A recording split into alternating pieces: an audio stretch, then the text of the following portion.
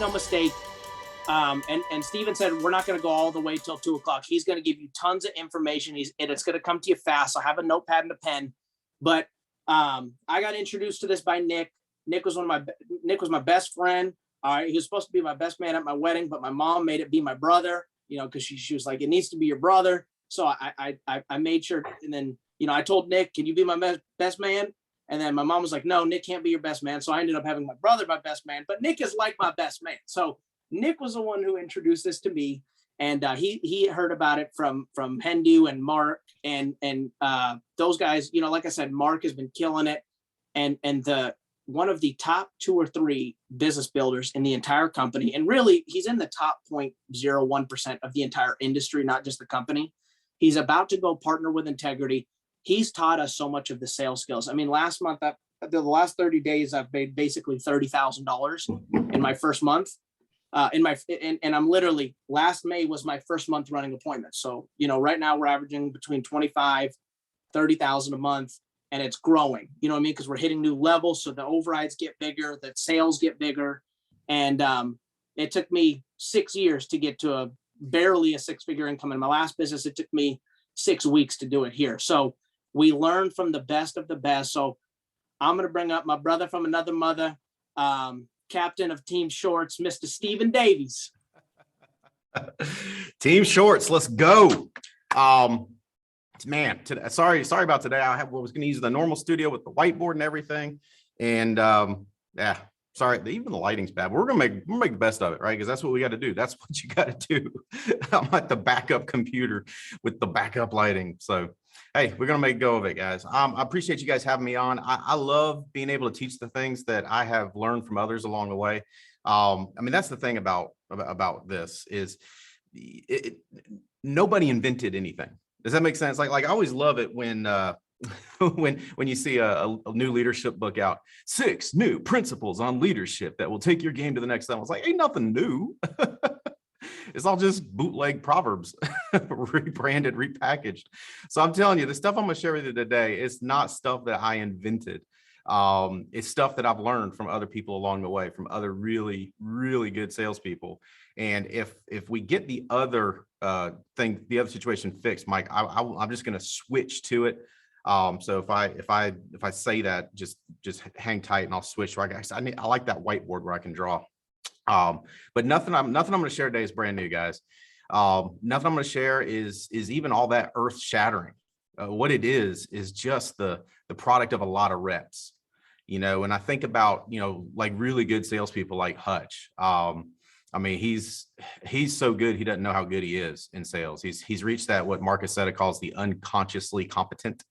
And so, when I think of really good salespeople like that, it's reps, man. Reps is what gets you good, and you learn through reps. So the stuff I'm telling you today, please don't get overwhelmed. Please don't, feel like, man, I've got to get all that down before I really get rolling. No.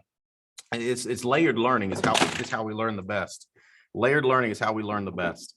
We do, we learn, we do, we learn, we do, we learn, we do, we learn, we do, we learn, we do, we learn, we do. That's how you reach that conscious or unconscious competence where you just do it and you're really good at it. So before we even start on that stuff today, I need you to agree to 2 things. Otherwise, nothing else I say will make a difference. And I just need you to agree to these 2 things. And so I don't know if you're gonna put your hand on your heart, hand in the air, however you want to do it, but we've I'll do both. We just all got to agree to 2 things. 1, anybody can be great at sales. Anybody can be great at sales. We've got to agree to that. Guess who anybody includes? Anybody includes you, because you're an anybody. You're an anybody. You're included. Anybody can be great at sales. So we all on the same page? And if you don't believe me, text me. Tell me your profile. Tell me your socioeconomic demographic. Tell me how tall you are. Tell me whether or not you wear shorts. Tell me your life experiences thus far, and I will perfectly match you with a successful person in the alliance that is just like that. It's like, I'm a unique individual. Yes. Mama said you're special. I agree. You're special. but there's also another special person just like you. I'm just telling you, we're all on the same page. Anybody can be great at sales. Because if you agree to that, we're going to get good. The other thing I need you to agree to, number 2 agreement that we've got to reach today, we've got to establish before we move forward, is sales is more fun than you can imagine. People say, that's insane. No, it's not. Sales is a blast. Like I think about mind numbing jobs, right? I think about cubicle farms. Anybody ever worked in a cubicle farm? I think about what I used to do after high school. I worked at a lumber yard all day after high school till like 8 or 9 at night. I would clean up the lumber yard, the banding that goes around all the lumber. You got to get all that cleaned up, got to restack everything for the next day. I mean, mind numbing. But sales is fun. It's an adventure. I mean, to me, the scariest thing is predictability. Oh my God, if I could predict everything about every day of my life for the next 5 years forward, I'm going to smash my head into the monitor in front of me. I mean, predictability. Good Lord, who wants that? There's no adventure in predictability. There's no adventure in, I know exactly what I'll be doing 5 years from now, this moment in time. No, that's the thing that's awesome about sales. The thing that's awesome about sales is that it's unpredictable. Every interaction is an adventure. I mean, you meet the craziest people. Like you'll meet people in sales you would never meet otherwise. You'll meet people in sales that don't even like going to Walmart because they don't like getting dressed up. You meet people in sales that I'm telling you, even your craziest relative would be like, what's that guy's deal? It's an adventure. You'll meet some of the coolest people too. You'll meet some of the coolest people that you would never meet otherwise. You'd never cross paths with these people. Coolest people on earth. You'll meet them. I love meeting older married couples who've been married forever. Why? Because I want to be married forever. I want to be really great at marriage. And I would never meet these people otherwise. I mean, I'd never meet them. Where else would I run? Where else would we cross paths? I mean, where else would I hang out with 2 78-year-olds that have been married for, almost 60 years? Where else would I meet these people? You know what I'm saying? Like so to me, it's an adventure. It's fun.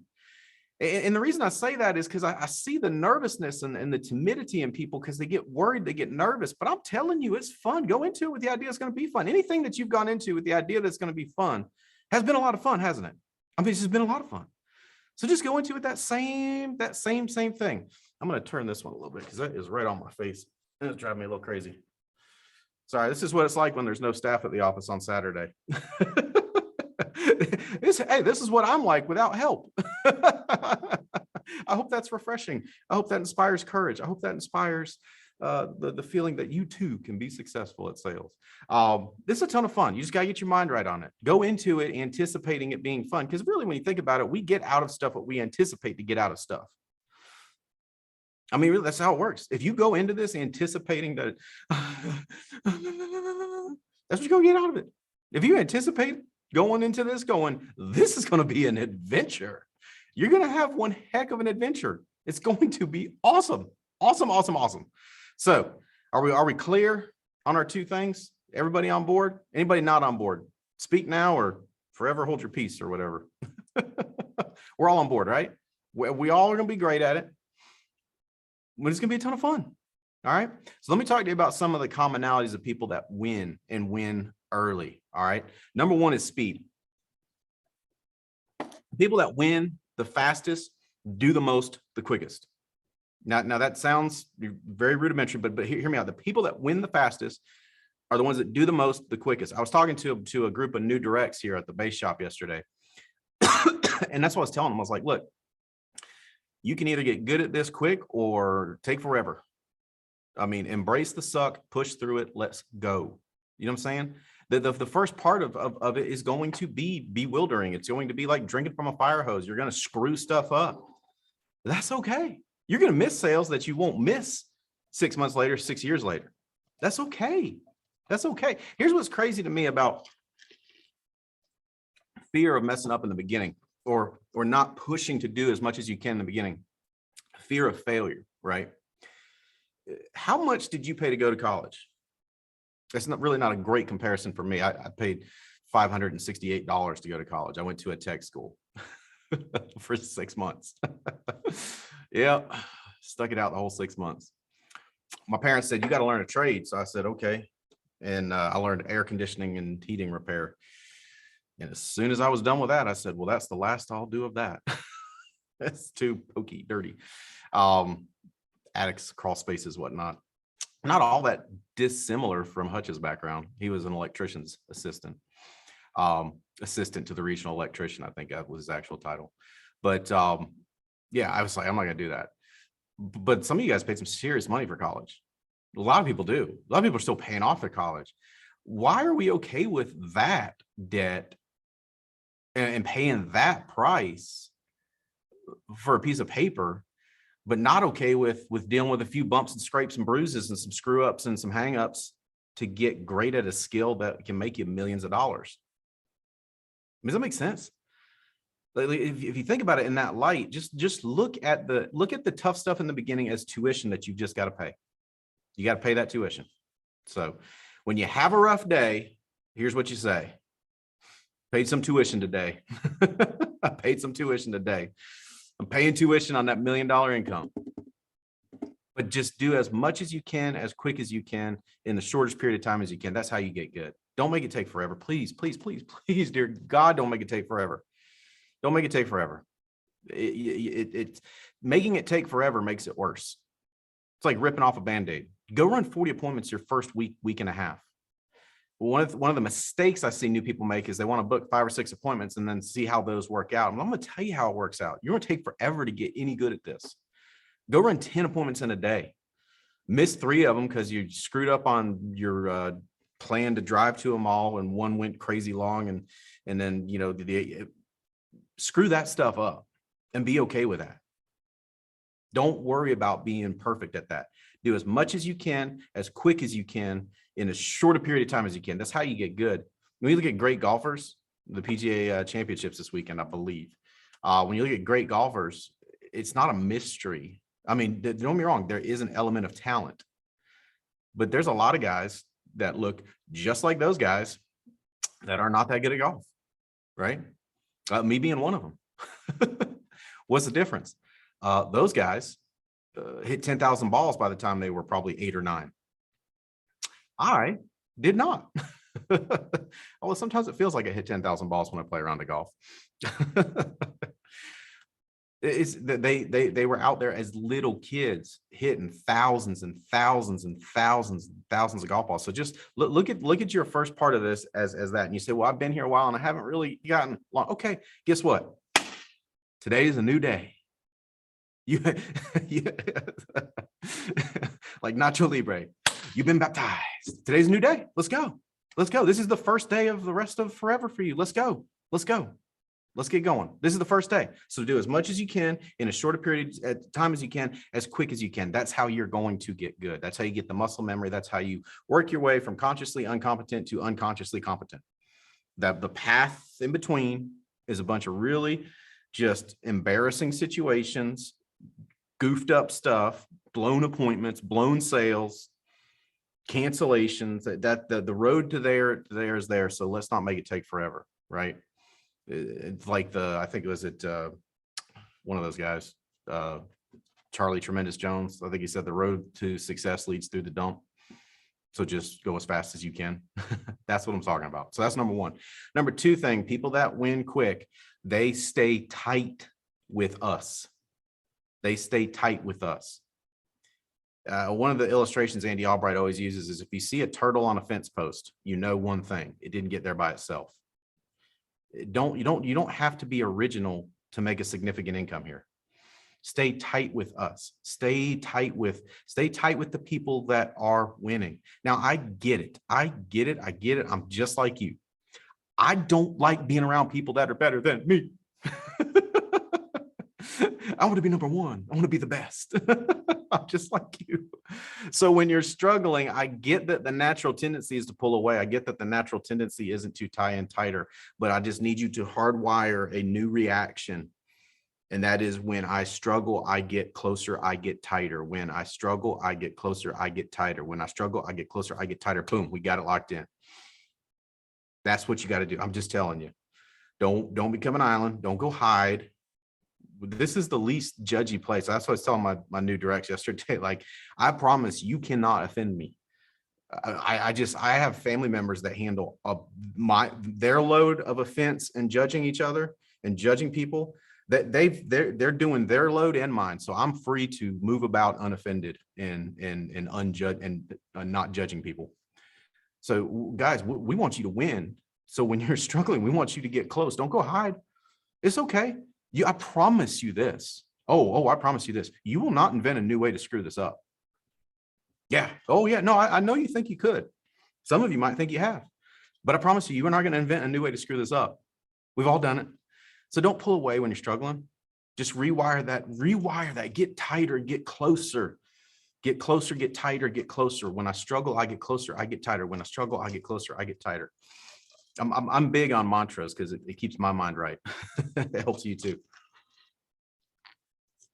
All righty. Sorry to keep drinking on camera there. The allergy season right now is killing me. I got my decongestants drying me out, and I want to be able to talk for a few hours here. All right, number three, record your experience. Record your experience. Record your phone calls. Record your phone calls. Why? If you don't record your phone calls, we can't help you get better. I was explaining this to my new directs yesterday too. I was like, guys, if you don't record your phone calls and give us the data, we have no basis on which to figure out how to help you. I told them we already got the qualitative data. We know we like you, right? We got the qualitative data. We just need the quantitative data where we can go, okay, we need the data. So record your phone calls, journal your appointments. I'm about 10 minutes from my house here at the office. If you were at my house and we went in my office at my house, I would be able to show you all my journals from all my years of selling. I logged every appointment. Why did I log every appointment? Because I wanted to get better. So when it would go bad, which a lot of them did in the beginning, I would log it and I'd go, maybe don't say that next time. Like I try and diagnose it. Does that make sense? Or if I got stumped by an objection, I hate that objection. All right. What's something I could try next time? I'm telling you, if we could go in my office at my house, there is gold in there. It's my multi-million-dollar education in those books, in those journals. That's what successful people do.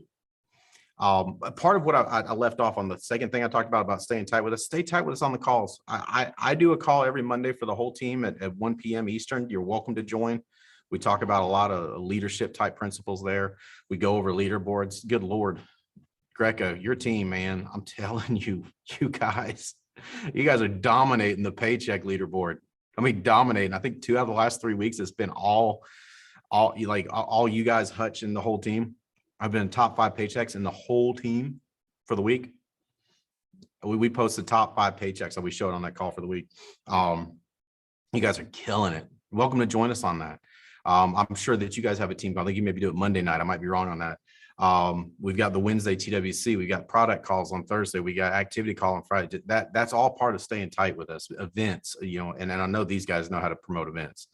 You guys, I think will have one of the biggest crews in the whole alliance at family reunion. And that gets me so excited because I want to see this team. I want to see this team win more than you can possibly understand. I'm just telling you. Excuse me. All right. So point number 3, journal, log. Number 4, make sure you feed your mind and feed your heart. Feed your mind, feed your heart. You've got to be reading the good stuff. You got to be listening to the good stuff.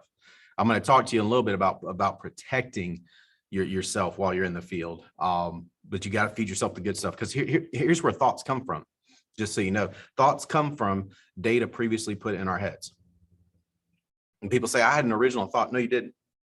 It may be a new thought to you, but it's other pieces of data that were put in your head that your brain put together. Does that make sense? So if we're not putting it in there, it won't be there when we need it. If we're not putting it in there proactively, when we have a bad day in the field, we're not going to think things like Think and Grow Rich, right? Every seed of adversity carries with it an equal or greater seed of opportunity. We're not, that stuff won't be in our head to recall in those moments when we need it. So feed your mind, feed your heart, have a program for that. That's as important. That's as important as any of the physical skills that we're going to talk about and teach today. All right. And then number five, make your mind up. I'm going to win. Make your mind up. I'm going to win. I'm going to get good at this. And I am not going to give into discouragement. When you make your mind up ahead of time about something like that, it's when you think about it, and you already know this. You already know this because you've been successful at stuff. You've done stuff that worked out great. You absolutely have. So when you win at those things, didn't you come into it with that determination that I'm not going to give up? I'm not going to quit. I'm not going to sit on the sidelines. I'm not going to cry. I'm going to move forward, right? I'm going to win. The reason I say that is when we fail, it's because we simply lacked a plan for the discouragement that's inevitable in any accomplishment. In any accomplishment, there's discouragement. All the good stuff's uphill. So if we don't have our minds made up and a plan for discouragement, then discouragement's going to get the best of us. And I don't want that for any of you. I want you guys to win. I was telling the group yesterday, my direct group, that, guys, the money part of my life been square for a while. I seriously, like, money just doesn't do it for me. But what does do it for me is seeing new people win. So I want you to win. You can win. I just need you to make your mind up that I'm not going to give in to discouragement. Hey, Mike, real quick, I'm going to switch computers. Okay. Can you cover me for like 60 seconds? I'm going to switch computers so that I can have my worker board. Because I really that's fine. Stuff out. And all right, I'll be right there. Okay. And then, hey, Davies. Yes, sir. Are you able to show last week's? We weren't able to see that paychecks, like the leaderboard. I am all by myself here at the office today, so I have no idea how to do that. Can you just make it up from the sky? I'm just kidding. No, that's fine. So okay, so I can text it. You know what I will do? I'll get it and I'll text it to you, and you share it with the whole team. Okay. Okay. Yeah, right, we'll post that up. Give me 60 seconds, maybe 90 seconds. Okay, sweet. And then we're gonna have this recorded.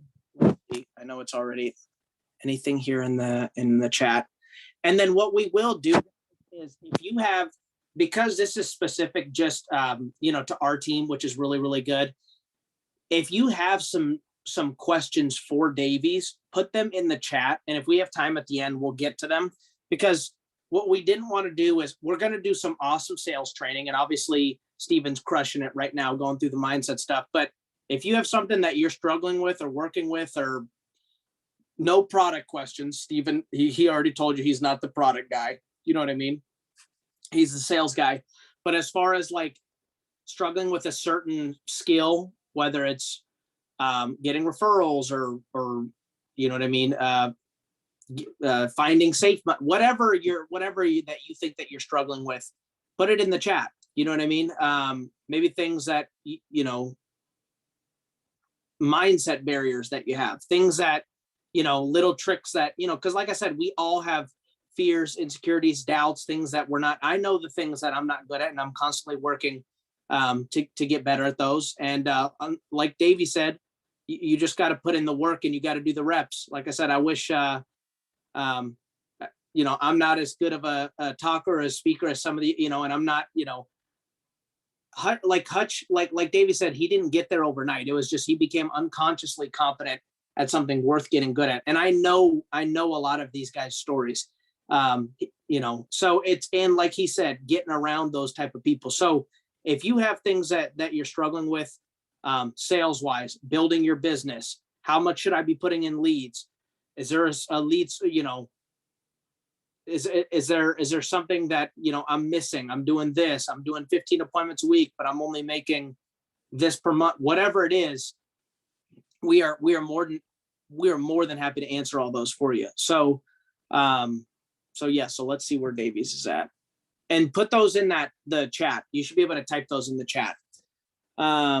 Bringing on new people, how do I get more people to get IE? Whatever it is, you know what I mean? We're happy to answer all that for you.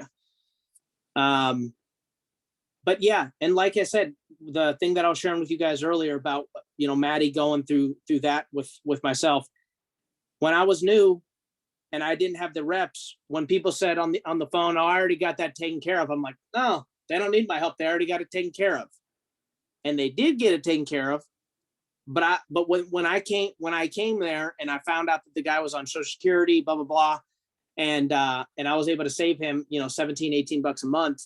He goes, yeah, that's an extra 250 a year. Like, that's big right now with gas prices super high so you can never, but had I not done the appointments, I wouldn't have known that, because you take everybody's BS excuses at the beginning. So I don't know about for Nick personally, but I felt for one of the first things that Davies said that is so true. I felt like after you sit with 40 people, you're going to run into 90% of the stuff that you're going to continue to run into. The same meds, same issues. They have term already, or they just got it taken care of. After 40 appointments, you get comfortable. The problem is most people take 6 months to do 40 appointments. So their mindset's not good. Their skill set's not good, and they're not confident. If you do those 40 appointments really, really fast and you go out there and make 10 grand your first month, you're confident. You walk to the home with your chest out. You can go in there and feel confident. But a lot of people, fast is fun, slow sucks. They take way too long. Okay, so I see lisinopril, metformin. Wait a second, hold on. They're like 2 + 2. Yeah, blood pressure, diabetes, cholesterol. Anyways, so hey, Davies, did you make it back on? I think I just saw you there.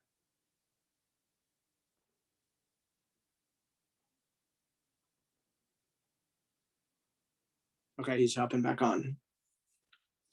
While we're waiting on Davies, anybody have anything specific? Anybody new that's been with us like in the last month that's checking this out? Let's see who's all on here. We got a bunch of people on here today. How much should you invest in your leads? What's up, Tay? I know Tay's out there making sales. Good deal.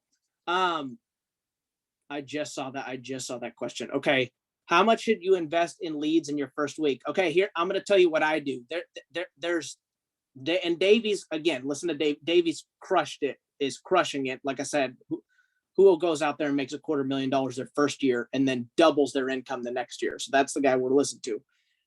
Here's what I did. It depends on your situation. It depends if you're part-time. It depends if you're full-time. I did as much as I could.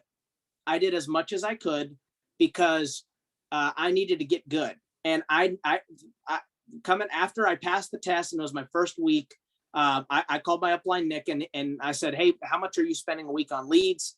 And he said, you need to do enough to get at least 10 appointments. You know what I mean? If you're part-time, like you needed to do at least 10 your first week and at least 10 your second week. So it depends. Some people, and it depends on the types of leads too. So there's not really a number that you should invest. It depends on your county. It depends on what type of leads are there. Some people, if there's no direct mail leads in your county, you have to do internet leads, which are a different price. So it just depends. But I'll tell it to you like this. I consistently, even in my first month, I spent $250 a week on leads, and even being bad, even not writing the right products, even being terrible, spending $250 a week on leads, I made over $1,000 a week starting off. You know what I mean? So that's a pretty good return on investment. Plus the leads are a tax write-off. Plus you're building your client base. Okay. And because I wrote such crappy products a year ago and I didn't know what I was doing, I really didn't make $1,000 per week. I really made more than that. That's just the upfront. That doesn't include like the back end money.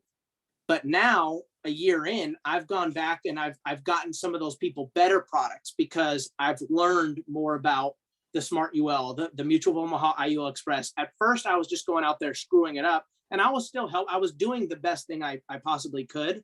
So, but again, building your client base, keeping all your clients with you, you're going to be able to go back and help your pre-existing clients. A big percentage of my sales is I've gone back and helped a lot of them. Plus I was just in the car yesterday. I got a text from Darlene. Mike, I'm sending you this.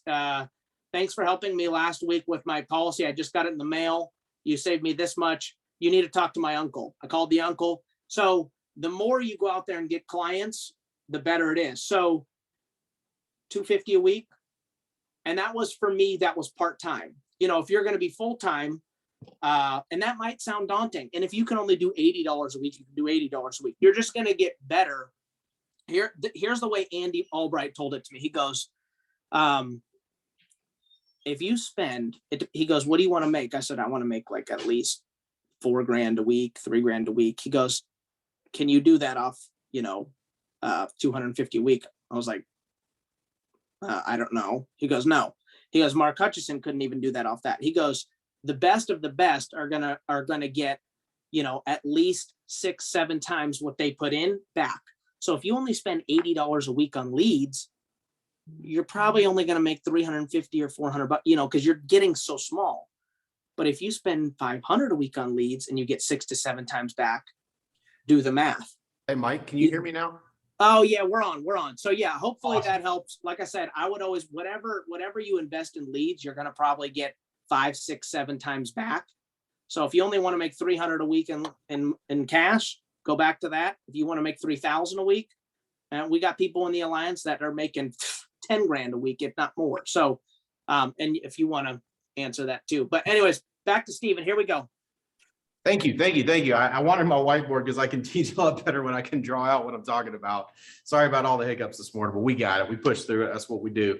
And what he's talking about on leads is exactly correct. It's a predictable science. It is very predictable. You will get 10-to-1 return premium per lead purchase, per lead investment. So if you invest $1,000 in leads, you're going to write $10,000 in AP. I mean, it's that predictable. It's that predictable. If you're not getting that or better, we just got to figure out what you're doing wrong and help you fix it. So not a complicated process. All right. So I talked about the 5 things that I see in people that win quick. That's what they all do. That's what they all do. Now let's start talking about getting ready to sell at a high level. What I'm going to talk about are 2 things: is prepare and protect. So number 1 is prepare. Prepare. I mean, book your appointments like crazy. And then just as soon as you got your day laid out for the next day, get prepped. Make sure everything is ready and crisp. Make sure you've got everything you need. Call your upline, call someone that can help you. Make sure you got everything you need so that you wake up the next day with confidence. One of the things that depletes confidence is when we're not prepared. I see new agents make that mistake all the time. They've got a day full of appointments. They leave the house 15 minutes late. They don't have everything they need. And then it's just a panicked confidence depleting exercise. So I'm just telling you, prepare. Make sure you've got your, and here's one thing I'll tell you, this might sound little, even what you're going to wear the next day, have it picked out, know exactly what you're going to wear. It's just one of those things. Think about this. Any little thing added up with other little things becomes a big thing. Meaning little things like leaving 15 minutes too late, not having your mind made up exactly what you're going to wear in the field the next day, all that can add up to costing you a lot. And here's the other thing I'll tell you about sales. Wear what makes you confident. Wear what makes you confident. Don't wear stuff that you don't like to wear. We'll say, what if I only have one outfit I like? That's awesome. Wear that. Wear that outfit. Wear it out and retire it to the rafters after you make your first 150 grand. I'm telling you, when you wear stuff that messes with your confidence, it messes with your confidence, and that messes with your results. Find your. I think about like this. When I was in 6th grade, so we grew up on the free lunch plan at school.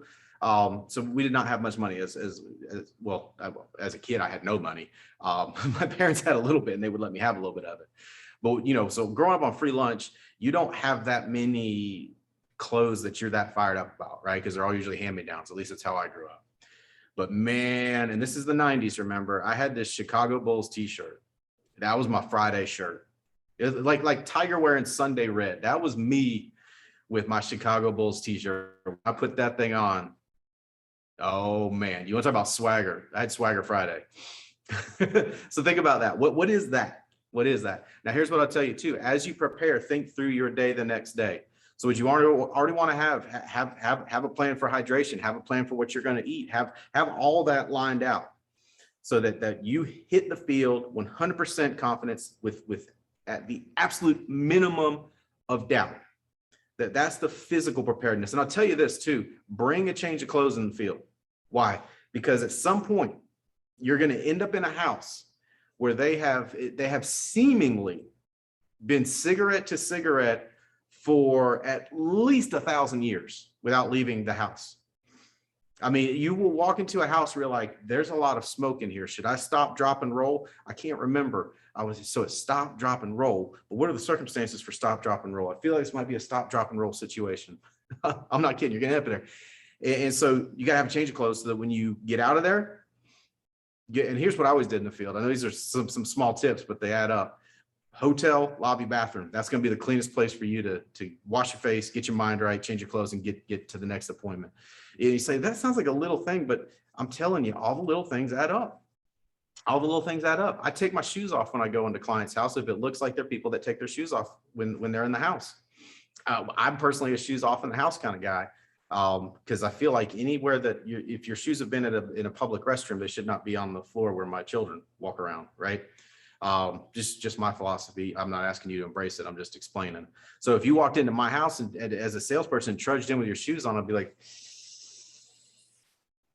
we're already starting off on a bad foot. Does that make sense? So pay attention. You get to the door, you see a bunch of shoes at the door. They come to the door, they got no shoes on. Whoop, kick your shoes off. Kick your shoes off. Just pay attention to that kind of stuff. Pay attention to that kind of stuff. Now, don't get me wrong. You're going to walk in somewhere it's like, whoo, they ain't vacuumed in about probably since they moved in. And they're wearing shoes. Wear your shoes. Wear your shoes. But just pay attention to those little details. So be physically prepared. And this sounds like nitty gritty stuff. Don't wear a lot of cologne. Don't wear a lot of perfume. Think through clothing. Think through what is the strive for the middle. Does that make sense? I'm just telling you, when you just think through the stuff that could start appointments off on a bad foot. Just think through all that stuff. All right. Now, prepare your heart is equally important. Prepare yourself physically, prepare your heart, prepare your mind and your heart. You've got to get yourself into the right space mentally and emotionally to help these people. You will struggle to close. And I mean, struggle to close if you're worried about you, if you're thinking about your needs, if you're thinking about what you lack, if you're thinking about what you don't have, if you're thinking about, am I going to be good at this? If you're thinking about, you're going to struggle. People feel when it's about them, just like people feel when it's about you. They may not even understand that that's what they're feeling, but they feel it. So here's what I would do always as I would head to the field. I'd prepare my mind and heart. I would think about how different my life would have been had we lost one of my parents. Now, I hope that you have not lost your parents. I know that I'm fortunate in that. But if we would have lost one of my parents growing up, guys, I mean, we lost everything. Both my parents were already working a job and a half just to keep a roof over us and to keep us fed and clothed. If we lost one of those incomes, guys, here's exactly what would have happened. We'd have ended up growing up in my grandmother's spare bedroom of her apartment. My mom or my dad and the rest of us, that's what would have happened. Why? Because there would have been no options. We would have lost the house. We would not have been able to keep living there. My whole life would be different. My whole life would be different. I love my grandma. I miss her dearly. Eccentric does not begin to describe Laverne's time on earth. I mean, guys, her apartment, she had like, if you have any, a certain number of any one item, the government starts keeping an eye on you. That's exactly how many fake ficus trees were in her apartment. She had the pink flamingos, the plastic pink flamingos, all like that's where I would have grown up, crammed into one bedroom with my remaining parent and my siblings. My whole life would have been different. I would not have met Holly, so I wouldn't have Chandler, I wouldn't have Tinsley. Like I'm serious. Like, guys, this is crazy to think about the alternate universe that could have happened there. What I'm doing is getting my mind and heart prepared so that I'm thinking about the right thing. I'm not thinking about the commission. I'm not thinking about how I feel or how they may make me feel or how their reaction may make me feel. Because really, a lot of times that's what we're worried about, how their reaction may make us feel. I'm thinking about how do we get this family protected? How do we make sure those kids never, ever suffer more than they have to if they lose one of their parents? How do I make sure that this grandparent that their name isn't on stinking GoFundMe.com? How do I make sure that this grandparent's grandkids can grieve properly without having to do business, without having to hit everybody up? What are the two things that bring out the worst in people? Weddings and funerals. You already know that. Let's not make it any worse. I'm going to do everything I can to make sure that we get this final expense plan in place so that there's not further dysfunction created in this family, so that everybody doesn't remember this grandmother's funeral as the funeral where Uncle Frank and Uncle Tom got in a fist fight because of the money involved, and then we all were trying to come up with $100 a piece, and then we were on GoFund. Like, I'm gonna fix that. I'm gonna fix that while I'm here tonight. That's what I mean by preparing your mind and heart. Think it through. Prepare your mind and heart. So once you prepare your mind and heart, then you've got to protect your mind and heart. You got to protect it. And those of you that are married or in committed relationships, this is a conversation that you need to have. It's the same conversation I had with Holly. I said, babe, look, I love you and I'm going to get great at this. But I cannot have you calling me while I'm in the field asking me how it's going. I cannot have you do that. I cannot have you text me call me while I'm in the field and remind me that if we don't, guys, we know, Stephen, what are we going to do about this bill or that bill? I cannot have you do that. The only reason I need you to reach out to me when I'm in the field is if there's an emergency. I've got to focus because I've got to get good at this.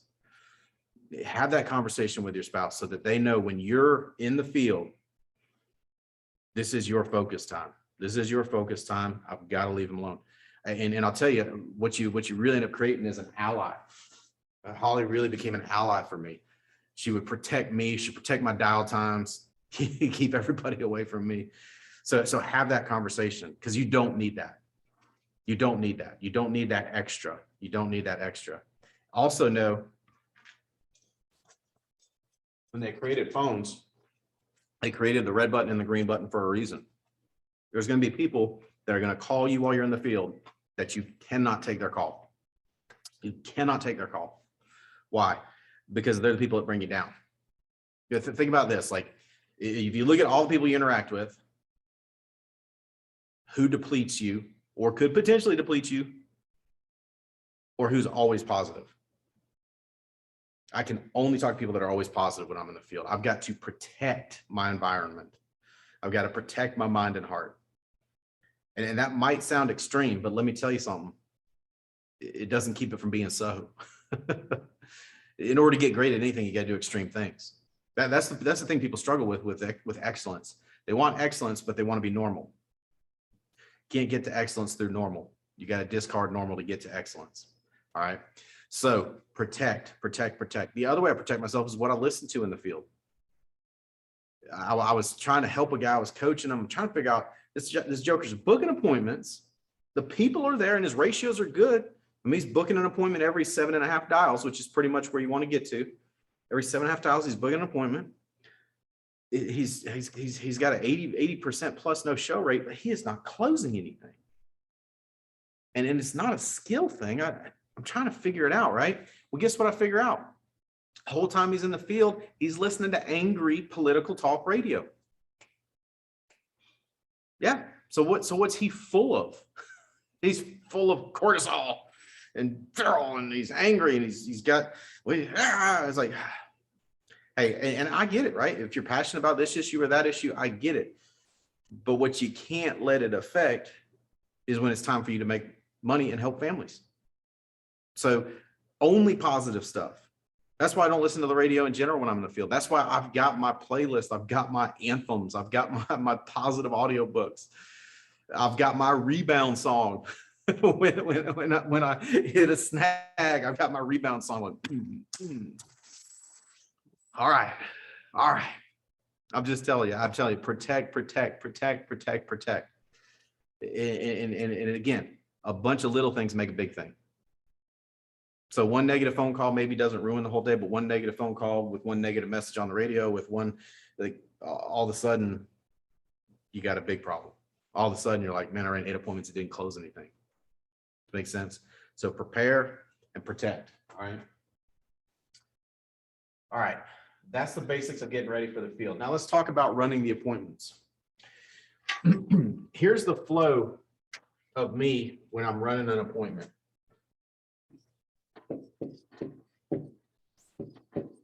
Stories flow into situation, evaluation flows into solution. That's my flow. Stories flow into situation, evaluation flow into solution. Now, Mike, I heard you talk about objections. If you will follow my flow, you will have less objections. One of the powerful things that we're going to use in both of these is the power of emotion. When you do this, by the time you get here, you will get very little objections. Now, I'm going to give you some basics on handling objections in a little bit, but this is the flow that you want to go through on the appointment. If you go through this flow, I promise you, you'll win. All right. So let's get to the house. Let's work through it. One of the other things I'll tell you is the power of ritual will keep your mind right. I'm very ritualistic in everything I do when it comes to closing a sale. Very ritualistic. So I get to the house, I wave with my left hand, I open the door with my left hand, I pull a breath strip out with my right hand. And it sounds like a little thing. Why would you take a breath strip every time? That sounds like insanity. I'm not taking a chance. And what you'll find about anybody that's excellent at something, they don't take chances on the little things. The guys that are playing in the PGA championship today, they're very ritualistic. They're very ritualistic. Watch what they do before they hit a ball. It's not that they can't just walk up and go, they have all the skills, but they're ritualistic because what they do with their whole ritual is it keeps them. Here's what ritual does. Ritual mitigates emotion. Ritual mitigates emotion. It takes your emotions out of it.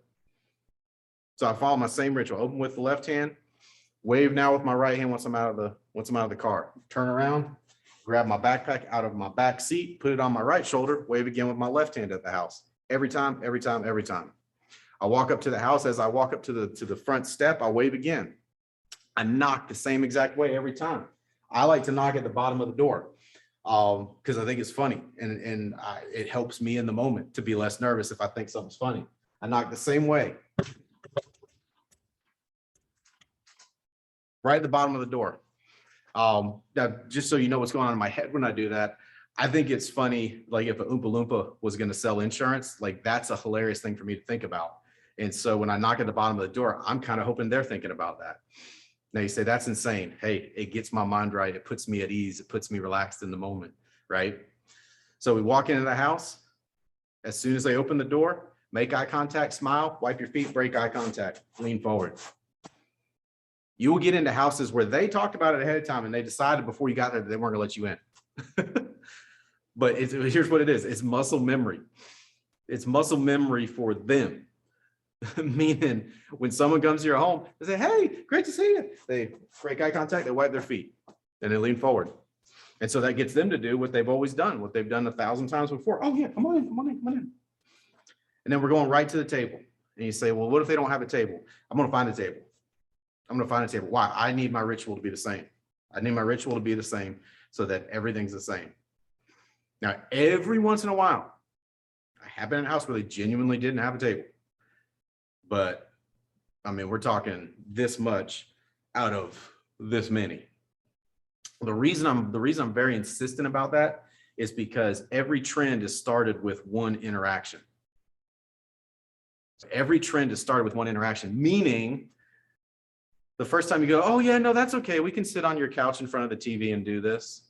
The first time you do that, that's the start of making it easier for you to do it the next time. And then that's the start of it making it easier if you do it the third time. Next thing you know, you're letting them control the appointment. See, the reason I need to go to the table is because I'm in charge. I'm the professional. You're in charge. You're the professional. And you say, well, wait a second. I don't know if I'm I don't know if I'm the professional. You're the professional. You're the professional. After today, you're the professional. From henceforward, you're the professional. So when you get to the table, oh, our table's a mess. Don't worry, we'll clear a spot. Don't worry. Hey, I'm a normal everyday person just like everybody else. My table's a mess too. Well, let's find us a spot. I really need a spot to work. All right, let's go. Which way is the kitchen? I'm in charge. I'm in charge. They're not in charge. I'm in charge. I'm the professional. All right. So when we get to the table, I'm on purpose, even with how I sit people. I'm not going to sit at the head and have either of them on each side, because then I'm going to be doing this all night. So I'm going to direct them where to sit. If I'm sitting with a couple, I'll go, sir, if I could have you right here, ma'am, if I can have you right here. It's just easier if I got both y'all on the same side here. All right. Now, if you're a lady, you need to sit her next to you and him next to her. Why? Because we're all people. And if you sit next to her man and she's right there, she's going to be thinking about that. Well, no, she wouldn't. That would work. Same way for fellas. If I let her sit there and he sits there, it's again, a bunch of little things add up to a big thing.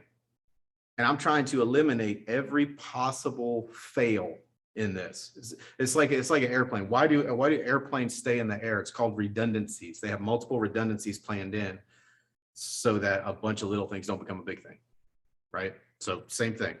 All right, so now we're getting into it. All right, we're getting into the appointment. So here's where we go with stories. And again, the purpose is to build emotion. If you get objections at the end, listen for the kinds of words they are. If they're thought words, then that means we didn't tip the scale to emotion. You kind of think about it like this.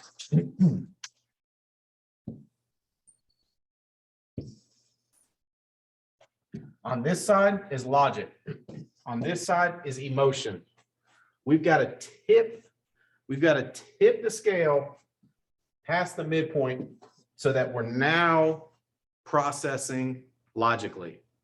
We've got to tip the scale past the midpoint so that we're now processing emotionally.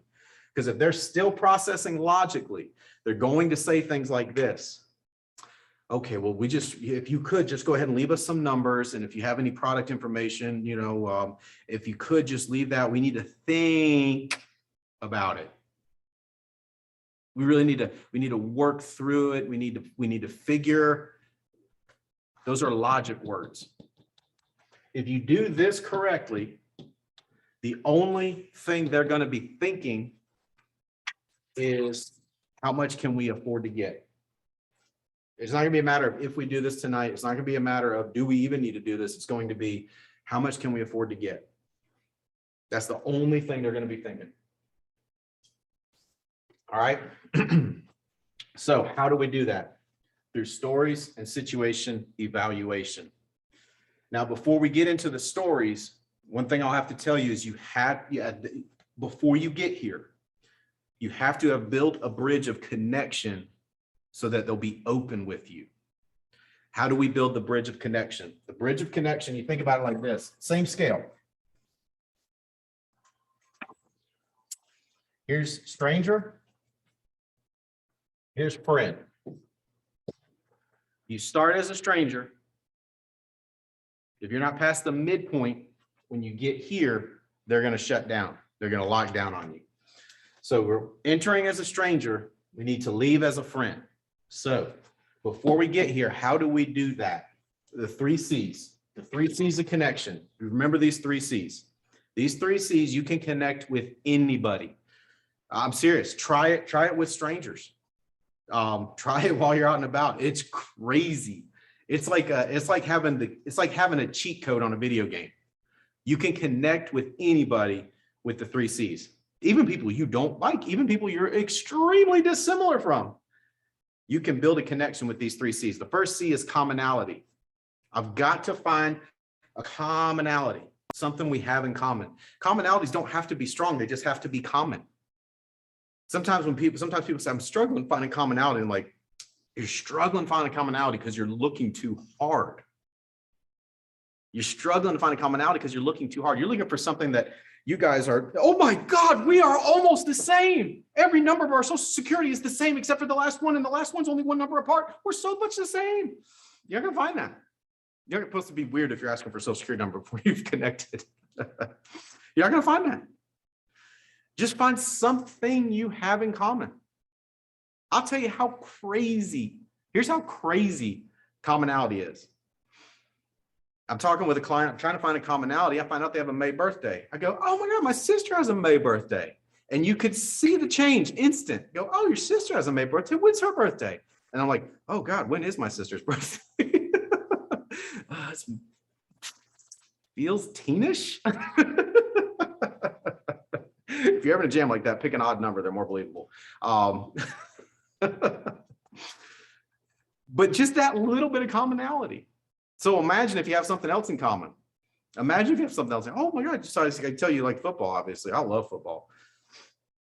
Now, here's what I'll tell you. Don't blow commonality by going too far with it. Oh, God, man. So I noticed you had a Georgia Tech flag on the front deck. Are you guys basketball, football? You know, what's your, oh, basketball. Yeah. Well, you know, I'm a Carolina guy, so I hate Tech. I hate the Braves. No. Don't go too far. Just go, oh man, I love basketball. You know, one of the things I love about it, just find some commonality.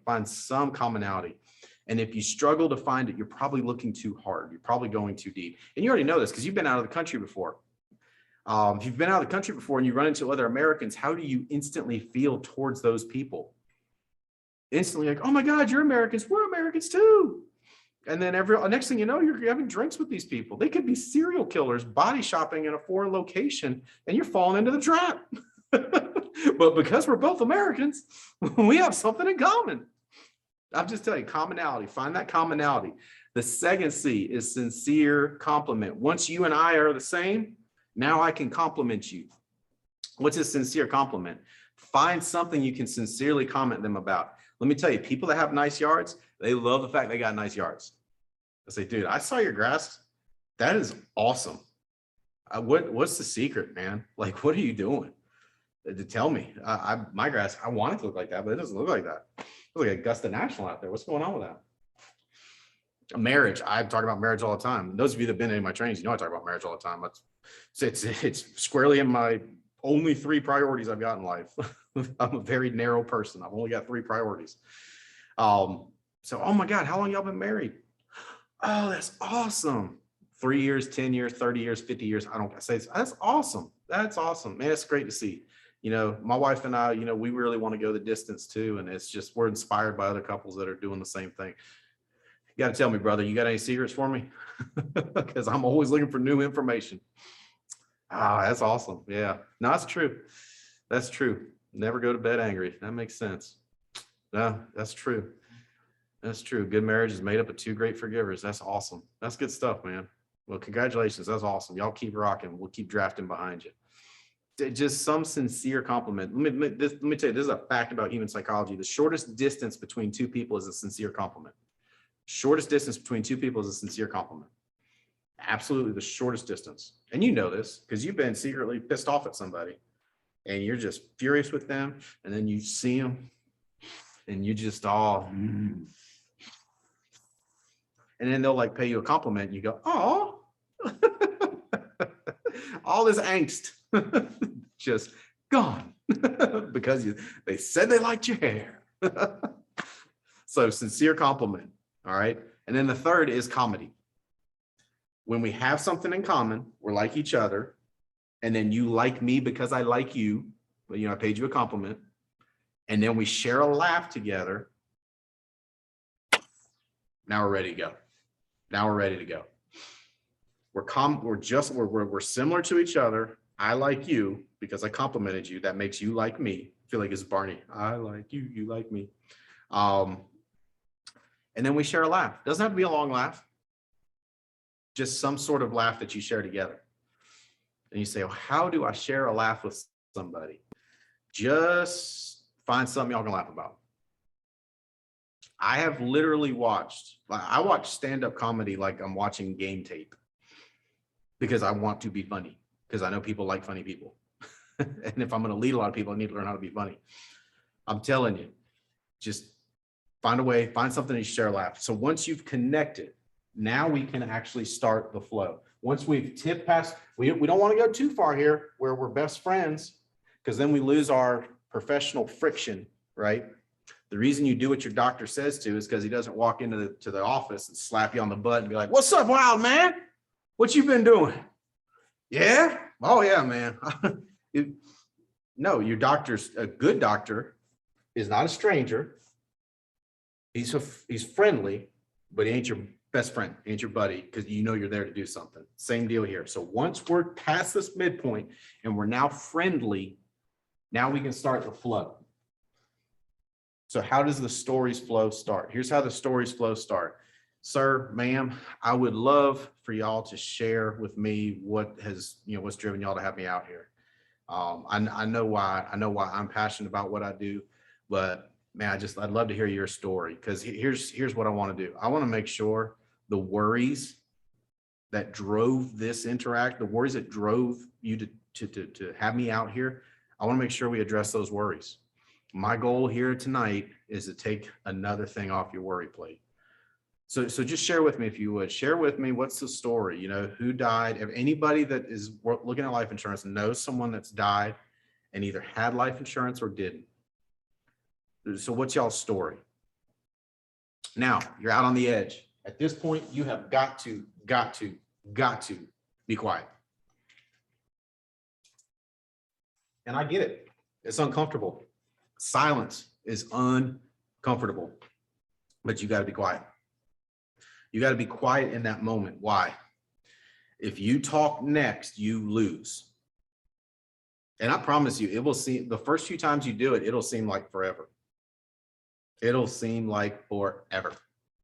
You'll become really powerful though, not just in the sales arena, but in the leadership area of building a team here, in helping your children.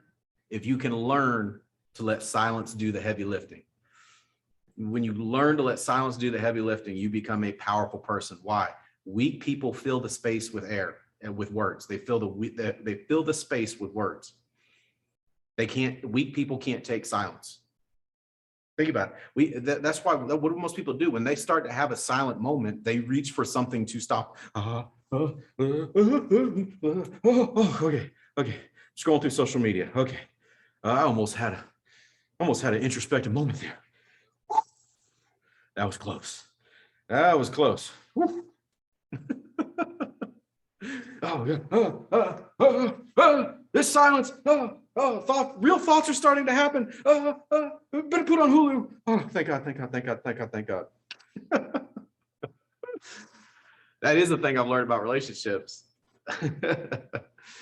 If you reach for distraction when you're with the person you love, it's because you're afraid a real conversation might happen. That's a big one I've learned over the years about relationships. I'm just telling you, that's what they do. Strong people are comfortable in silence. So just get comfortable in silence. It'll make you a powerful person. It'll make you a more helpful person. And I don't know if you've noticed, but in this world around us, we could use a few more helpful people. People that don't immediately throw words into the void. You know, someone says something that they don't like, they go bah, bah, bah, bah, right back at me and argue, right? You know, powerful people can just absorb things in silence. And it's like, so you'll get good at it by doing this. So you got to be quiet. Now they're going to tell a story. They're going to tell a story that's either a train wreck story or they're going to tell a story that is a powerful life insurance story. They're going to tell a story. If it's a final expense lead, they're going to tell a story like, yeah, well, you know, when my brother died, it was just terrible. It was terrible. You know, he didn't have no life insurance, and then, you know, my other brother, he got all mad at my sister because, you know, she thought he should pay for more of the funeral, and then, you know, I had to ask my cousins for some money, and it just, you know, it was just terrible. I don't want that from, you know, I don't want that to happen when I pass. Okay, dude. I'm so sorry to hear that all that friction happened around your brother's death. That is, grieving's tough enough, brother. Dang. Yeah, it's frustrating. I'm so sorry that happened. By the way, I'm not running out of things to say. I've got stuff to say all the time. I'm doing what I do in the appointment, biting my lip. Mm. Mm. Mm. Here's what I'm allowing. I'm allowing time for him to hear and feel what he said. See, if I don't allow these little breaks, he's not going to hear and feel what he said. And keep in mind, some of the things they're going to say out loud, they may never have vocalized before. They may never vocalize before. This may be the first time they're actually vocalizing it. The fear was there. That's what drove them to send in the lead. That's what drove them to have you come to their house. The fear is there, but it may have been the first time that they ever vocalized it. And so if you don't leave that space, they're not going to hear and then feel it. By the way, you hear all the words I'm using. It's feel. It's all feel. It's all feel. It's not thought. It's all feel. So I go, man, let me ask you a question about your brother. I don't mean to get too casual. I'm going into character. Let me ask you about your, I mean, you think your brother would do it different if he had it to do over? Obviously he can, but think he'd do different? Oh, I know he would. I know he would. John's a good man. He just didn't have.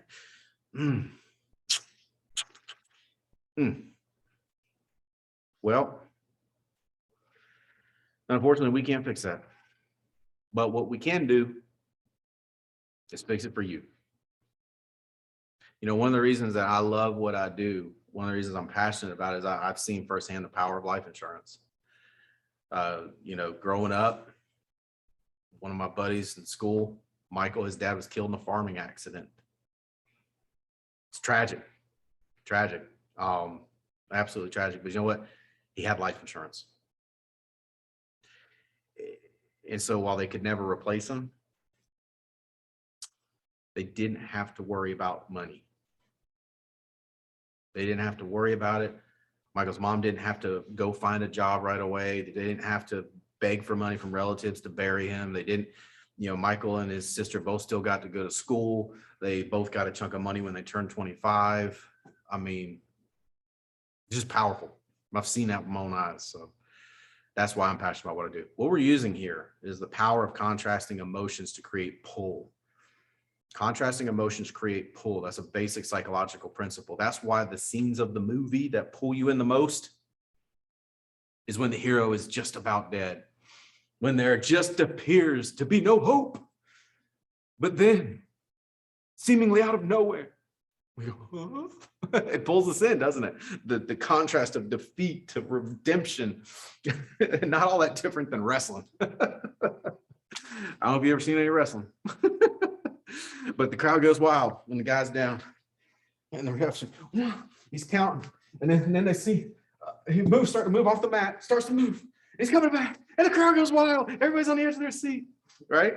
Late game interception, a pick six. Everybody goes crazy. Why? Because we thought we were going to lose, and then we win. That's what we're doing. We're creating contrasting pull. If he tells that story about his brother when his brother died, and then I tell a similar story, which I also have a similar story, then we're stuck at commiseration. We're not creating pull. Contrasting emotions create pull. So let's go on the other side. He says, well, you know, unfortunately, my brother died, and, you know, he had life insurance. And I got to tell you, I mean, as bad as it was, everything was looked after. Everything's taken care of. Your brother was a good man. Your brother's a good man. So it's the most selfless thing you can do. Your brother's a good man. Well, I know it was tough to lose him, but I also know, based on my experience, that y'all probably got to grieve properly. And there's always some friction between siblings. You know, I get that, but at least it wasn't about money at that time, was it? Yeah. Your brother was a good man. Yeah. Okay. Makes sense. I see why you have me out here. You know, I got to tell you, I love what I do. I'm passionate about it because I've seen what happens when people don't have life insurance. Good friend of the family, a man named Joe. He was a contractor, building houses, married. Here's how good a man Joe was. married a woman with 6 children, adopted all 6. And it wasn't like adopted where it's like, those are her kids. I'm married to her, but those are, no, this was like, you wouldn't even know those were adopted kids unless you knew. I mean, it was just that kind of guy. He had built her dream house, the one that she started on a napkin at a restaurant. He eventually turned into blueprints, and I mean, nice vehicles, boat, the whole shooting match, great life. She hadn't worked in 20 years. Had to think about it. Joe took care of everything. Good man. But he didn't have any life insurance.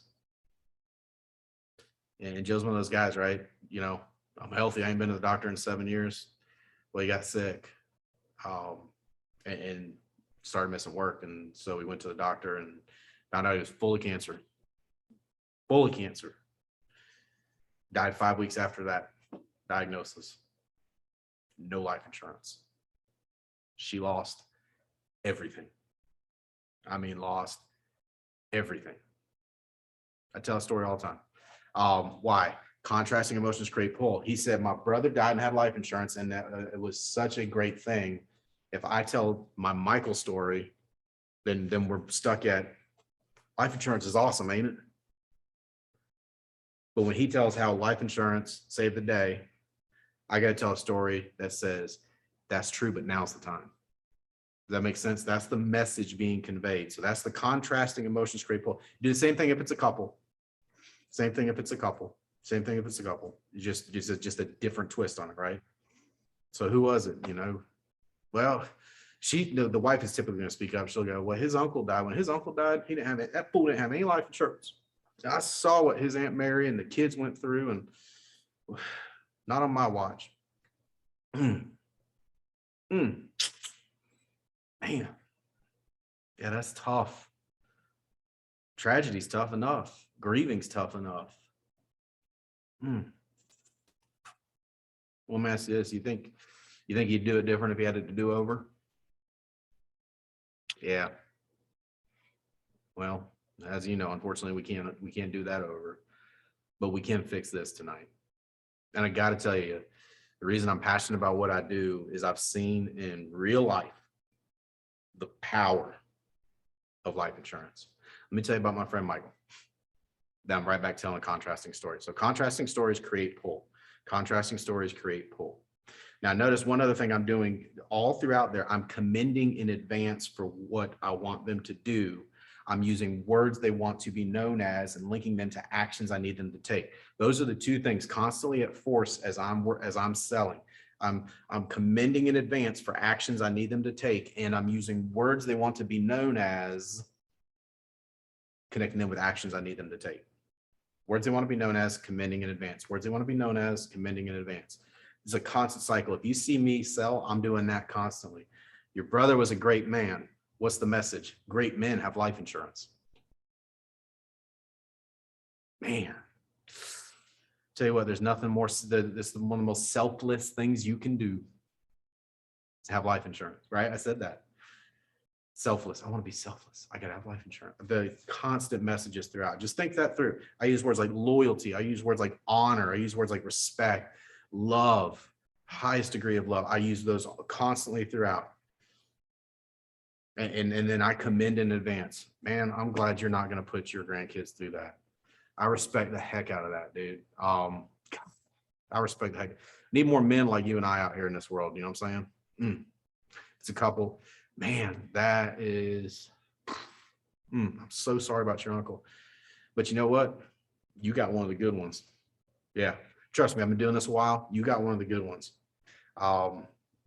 So many men, they want to put life insurance off. And I'm just losing my mind going, bro, you're not getting any younger and no one's promised tomorrow. And you're going to leave her and these kids hang. I'm just losing my mind going, golly, but you got one of the good ones. And I respect you being willing to have this conversation because it's not an easy conversation to have. So, all right. Well, let's figure out where we're at. So final expense lead. God forbid something happened tomorrow. What would the plan be to have the money for the funeral? What would the plan be? Where would it come from? I mean, without life insurance, what would the plan be? Ooh. Okay. So if something happened tomorrow, there's just not the money for it. God, okay. All right. Well, so okay. Let me ask you this. Who would try and solve it? Oh, what do you think that they would have to do? Oh yeah, you don't want to be another GoFundMe guy. No, I get it. I get it. I see why you have me out here. I'm going layers deep on the question. Here's where most people stop. Well, what are you hoping to accomplish with this? Well, we just wanted, in case something was to happen, want to have something in place. Okay, let's talk about your options. Wrong. That is like, it's kind of like, I don't know if you're into football, but when you watch Tony Romo as the commentator and he goes, oh yeah, they're doing the two high safety. So he's going to throw the ball here and then they're going to do this and that. And then it happens and you're like, cool. That's how I am with appointments. When they say, we just want to get something in place in case something was to happen. And you go, oh, okay, that makes sense.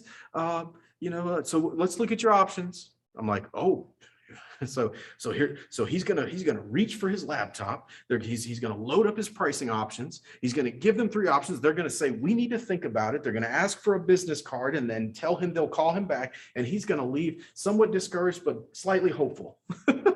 I know how that play works. I've seen that play 1,000 times. or even worse, it's like on Animal Planet when the gazelle gets too close to the water. And I was like, sadly now there can be but one outcome. I'm just telling you. So you got to go layers deep here when you're evaluating the situation. If you're sitting with a couple, okay, all right, we shared our stories. We know we need to do something. Let me ask you this, Mary. God forbid something happened tomorrow. God forbid there's an accident, something happens tomorrow. I mean, is what you're telling me that money would start to get tight for you pretty quick? Oh yeah, no, something happened to him tomorrow. Yeah, it would get tight. Okay. Yeah, okay. Now I get why you have me out here. That makes sense. And thank God you're addressing it. Because when most people want to address it, when it's too late. Yeah, and as you know, nobody's promised tomorrow. So when's the best time to address these things? Yeah, right now. You're right. All right. Well, let me ask you this. I mean, God forbid that happen tomorrow. How soon are we talking? Like, how soon after the funeral are things going to really start to get tight for you?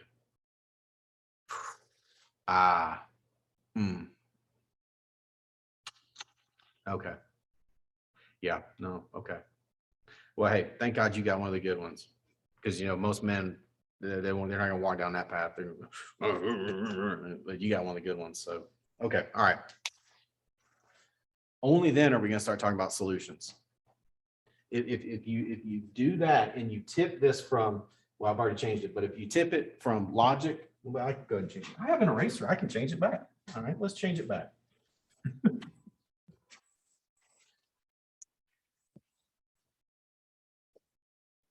If you've gone far enough here, there's no think about it. There's no think about it. It's just a matter of how much do we get? How much do we get? Which carrier? Which product? All right. Now I'm going to hit you with one more thing and then we'll talk about objections. So we're here. We're processing emotionally. So they're not going to tell us they need to think about it because there's no time to think about it. No one's promised tomorrow. Geez, I mean, 6 months, 2 years after his funeral, things are going to get tight and, right. So we're processing emotionally. We've swapped stories. We've dug enough depth to get the emotion flowing. Now we're talking solution. Once we prepare the apps, once we do the applications, once we get all that fixed, I need you to do one thing. Very, very important you do this. Very important you do this. When people are processing emotionally, there is a chance that they can overcommit budget-wise. Let me tell you something. That client is not served if we put them in something that they really can't afford and then end up dropping 6 months later, 3 months later, 2 years later. So at the end of the appointment, I do this every time. I go, hey, so Bob, Mary, Greg, George, whoever, final expense lead, right? Couple, whatever. I just want to say I respect the heck out of what you're doing here tonight. That's, life insurance is a way we can show love after we leave, right? We all know that day's coming at some point. So it's the last thing we can do to show our love for those we love and those that we leave. I respect the heck out of what you're doing tonight. I respect it so much that I'm willing to say this.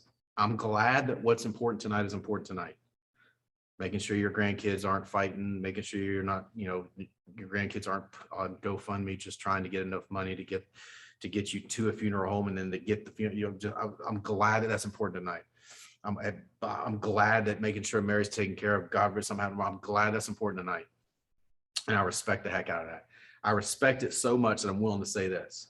I'm glad it's important tonight. But if you think at any point in the future it's not going to be important, I would rather not send this in. Same whether it's e-app or paper app. I'd just rather not send it in. But if what's important tonight, making sure that you leave a lasting legacy, making sure that Mary and the kids are taken care of. If what's important tonight is going to be important from here on out, I'm happy to take this and to go to work for you on making sure this gets that we see this through. 9 times out of 10, they're going to say, absolutely. No, that's what's important tonight is that's going to be important. Let's go. Every once in a while, you'll get them look at each other or you'll see pause. Here's what that means. They've overcommitted budget-wise. So they're going, how do I say that I've overcommitted budget-wise? I don't want to say I can't afford that. I'll say, I've been doing this a while, guys. I know exactly what that look is. You want to take care of each other, but we've just overcommitted a little bit too much budget-wise. Is that the case? Okay, great. See, again, I told you in the beginning, my goal is to take stuff off your worry plate, not add to it. So let's maybe look at options that are going to be a little less pressure on you. In that case, you may walk out with an $84 check instead of a $160 check, or you may walk out with a $45 check instead of a $78 check. But what you're going to do is walk out of a house with a family that's truly taken care of, and you're going to walk out of a house with a policy that's going to stay on the books. All right. So that's my flow when I talk about appointments. Now, what do we do if we get an objection? You can use this all throughout. There's 3 simple strategies for objections. My number one go-to is ignore the objection. Realize this, all objections are smoke screens for insecurity. That's all they are. It's a smoke screen for insecurity. That's all an objection is. So we don't have to address every single objection. We feel like we have to. The client says, oh, I need to think about this. Oh, okay. Let's see. Let me go through my list of how to handle this. So when you say that you need to, well, just as we get, I just want you to know, I am going to need to think about this. Oh, heck yeah, bro. You should keep thinking about this, right? I mean, like having with your brother, dude. Yeah, no, this is something you should keep thinking about. I get it. And I'm right back into my process. All right, that's my number one. The second is question with a question. Question with a question. Play this game. Find someone to play this game with. Question game. See who can go the longest without answering the question. It's good skill to it's like practice. It's like batting practice. Do that. Question with a question. Question with a question. Question with a question. See who breaks first. Question with a question. Question with a question. Right? Just like play it. It's fun. If they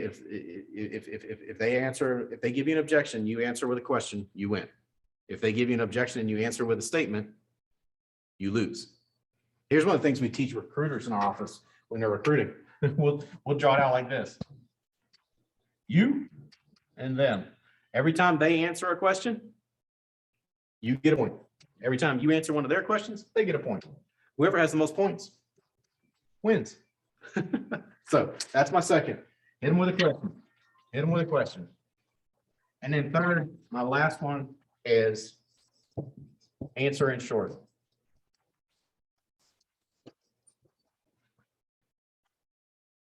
Do you really need to come to the house? Yep. That's simple. Just answer in short. That's kind of my playbook for dealing with objections. But I'm telling you, I'm promising you, the better you get at this, the better you get at these things, this flow, less objections you'll get. I mean, 100%. The less objections you're going to get, the better you get at that flow. All right. So learn this flow, power of emotion. And I'll tell you too, when you get good at this, you will feel it yourself. You'll feel better at the end of the night.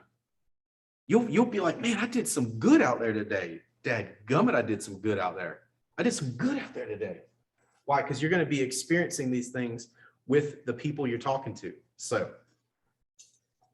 Mike, I don't know if you have, if there was any questions in the chat. I can't see the chat, but if you want to tell me any questions people have or things you want me to go over, I want to talk a little bit about, before the end of the call, I do want to talk about the opportunity to go partner and talk about what that means.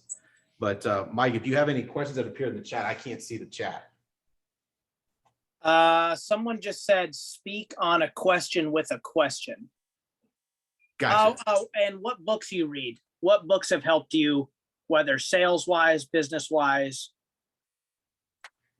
Okay. So let's talk about books. And if I forget to come back to the question thing, I'll come back to it. Books. One of the best sales books I've read in a long time is Jordan Belfort's book, The Way of the Wolf. Just great sales book. Great sales book. The first part's a little bit of a tough read, but just push through it. But the latter half of that book is just great stuff on intonations and tones. That's one of the things that I do, and you may not have picked up on it, or those of you that have read stuff like that, you were going, oh, tone change, intonation change. Using the right tones at the right time, intonation changes, those are huge. That book will teach you about tone, intonation, things like that. Daniel Pink's book, Selling is Human. That's a good book on sales. Great book, one of the best books you could read. We're reading it as a staff right now. I was just seeing if there's a copy sitting back here in the studio here. No, I don't see a copy. Robert Cialdini, Influence: The Psychology of Persuasion. That book, that's one of those books, like if I don't trust someone, I don't tell them to read it. Because the same stuff in there that will teach you how to move people can teach them how to manipulate people. Does that make sense? Those are some great books on sales that I would recommend. Daniel Pink, his masterclass on sales is really good too. I like his stuff. Let me think of some other sales books. Brian Tracy's Be a Sales Superstar. That was one of the first like straight up sales books I read.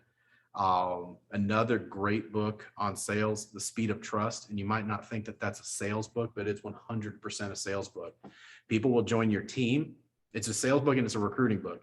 People will join your team. The Power of Trust. That is Susan K. Scott, Susan something Scott, Susan Smith, Susan. If you Google, if you Amazon The Speed of Trust, it'll come up. It's the only book named that. But that book tells you how to build trust quick. And when you can build trust quick, you can sell. When you can build trust quick, you can recruit. Another great book to read is John Maxwell's Everybody Communicates, Few Connect. Because again, it's a key. What are we doing when we're selling? What are we doing when we're recruiting? By the way, all the stuff that I do in sales is how I recruit too. It's the same stuff. It's the same principles. John Maxwell's book, Everybody Communicates, Few Connect. That's a great book on communication. If you can communicate, you can sell. Not complicated. Not complicated. As far as leadership books, to me, it's like the 21 Irrefutable Laws of Leadership. If you've not read that by John Maxwell, that's the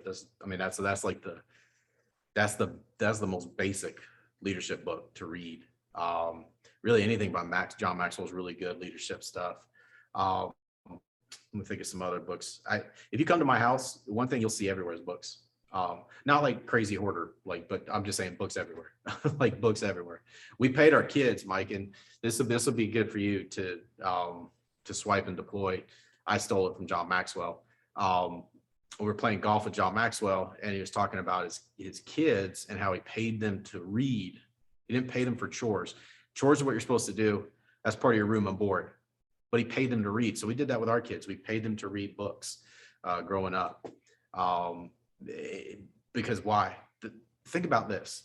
And whoever asked that question about books, you're already on the right path.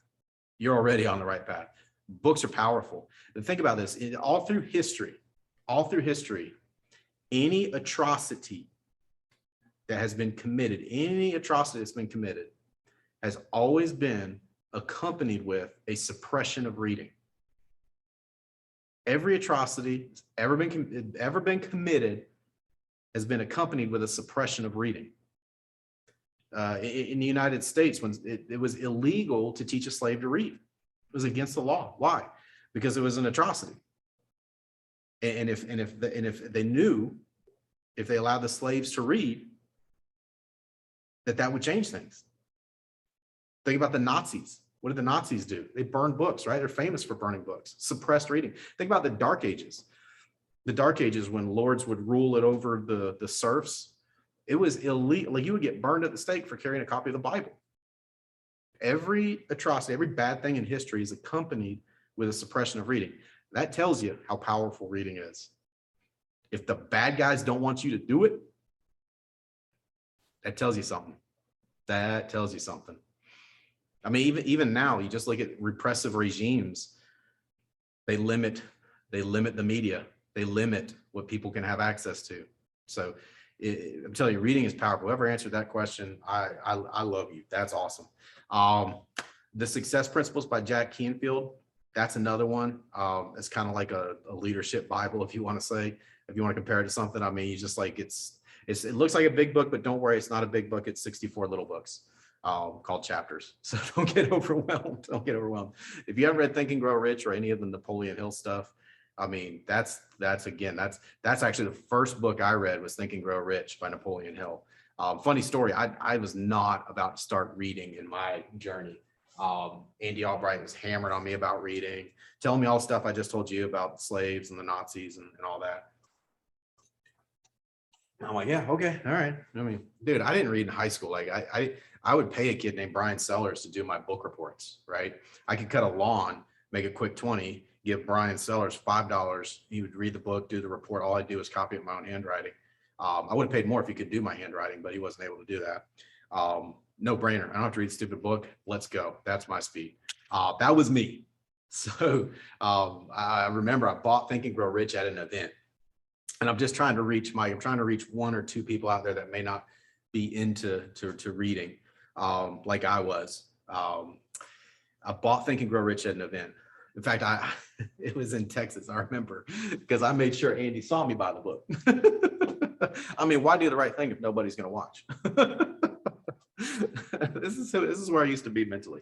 So I bought it, threw it in my backpack. That was the last I saw of it until we were at Holly's dad's in the Upper Peninsula of Michigan in February, which if you've ever been in the Upper Peninsula of Michigan in February, you understand what I'm about to tell you. So I grew up in the South. I grew up in South Florida. I'm an outdoor guy. Like if it's any time from late April to mid-October, if you can't find me, I'm either in our outdoor living area or outdoors around the pool. Like I just love it.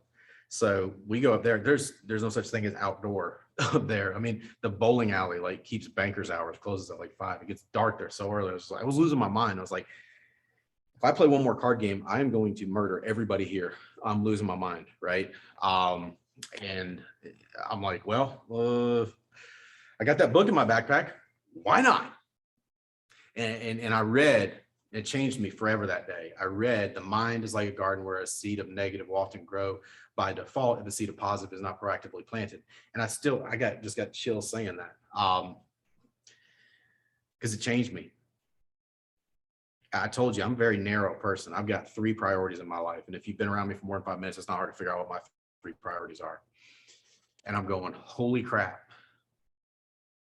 I'm letting the rest of the world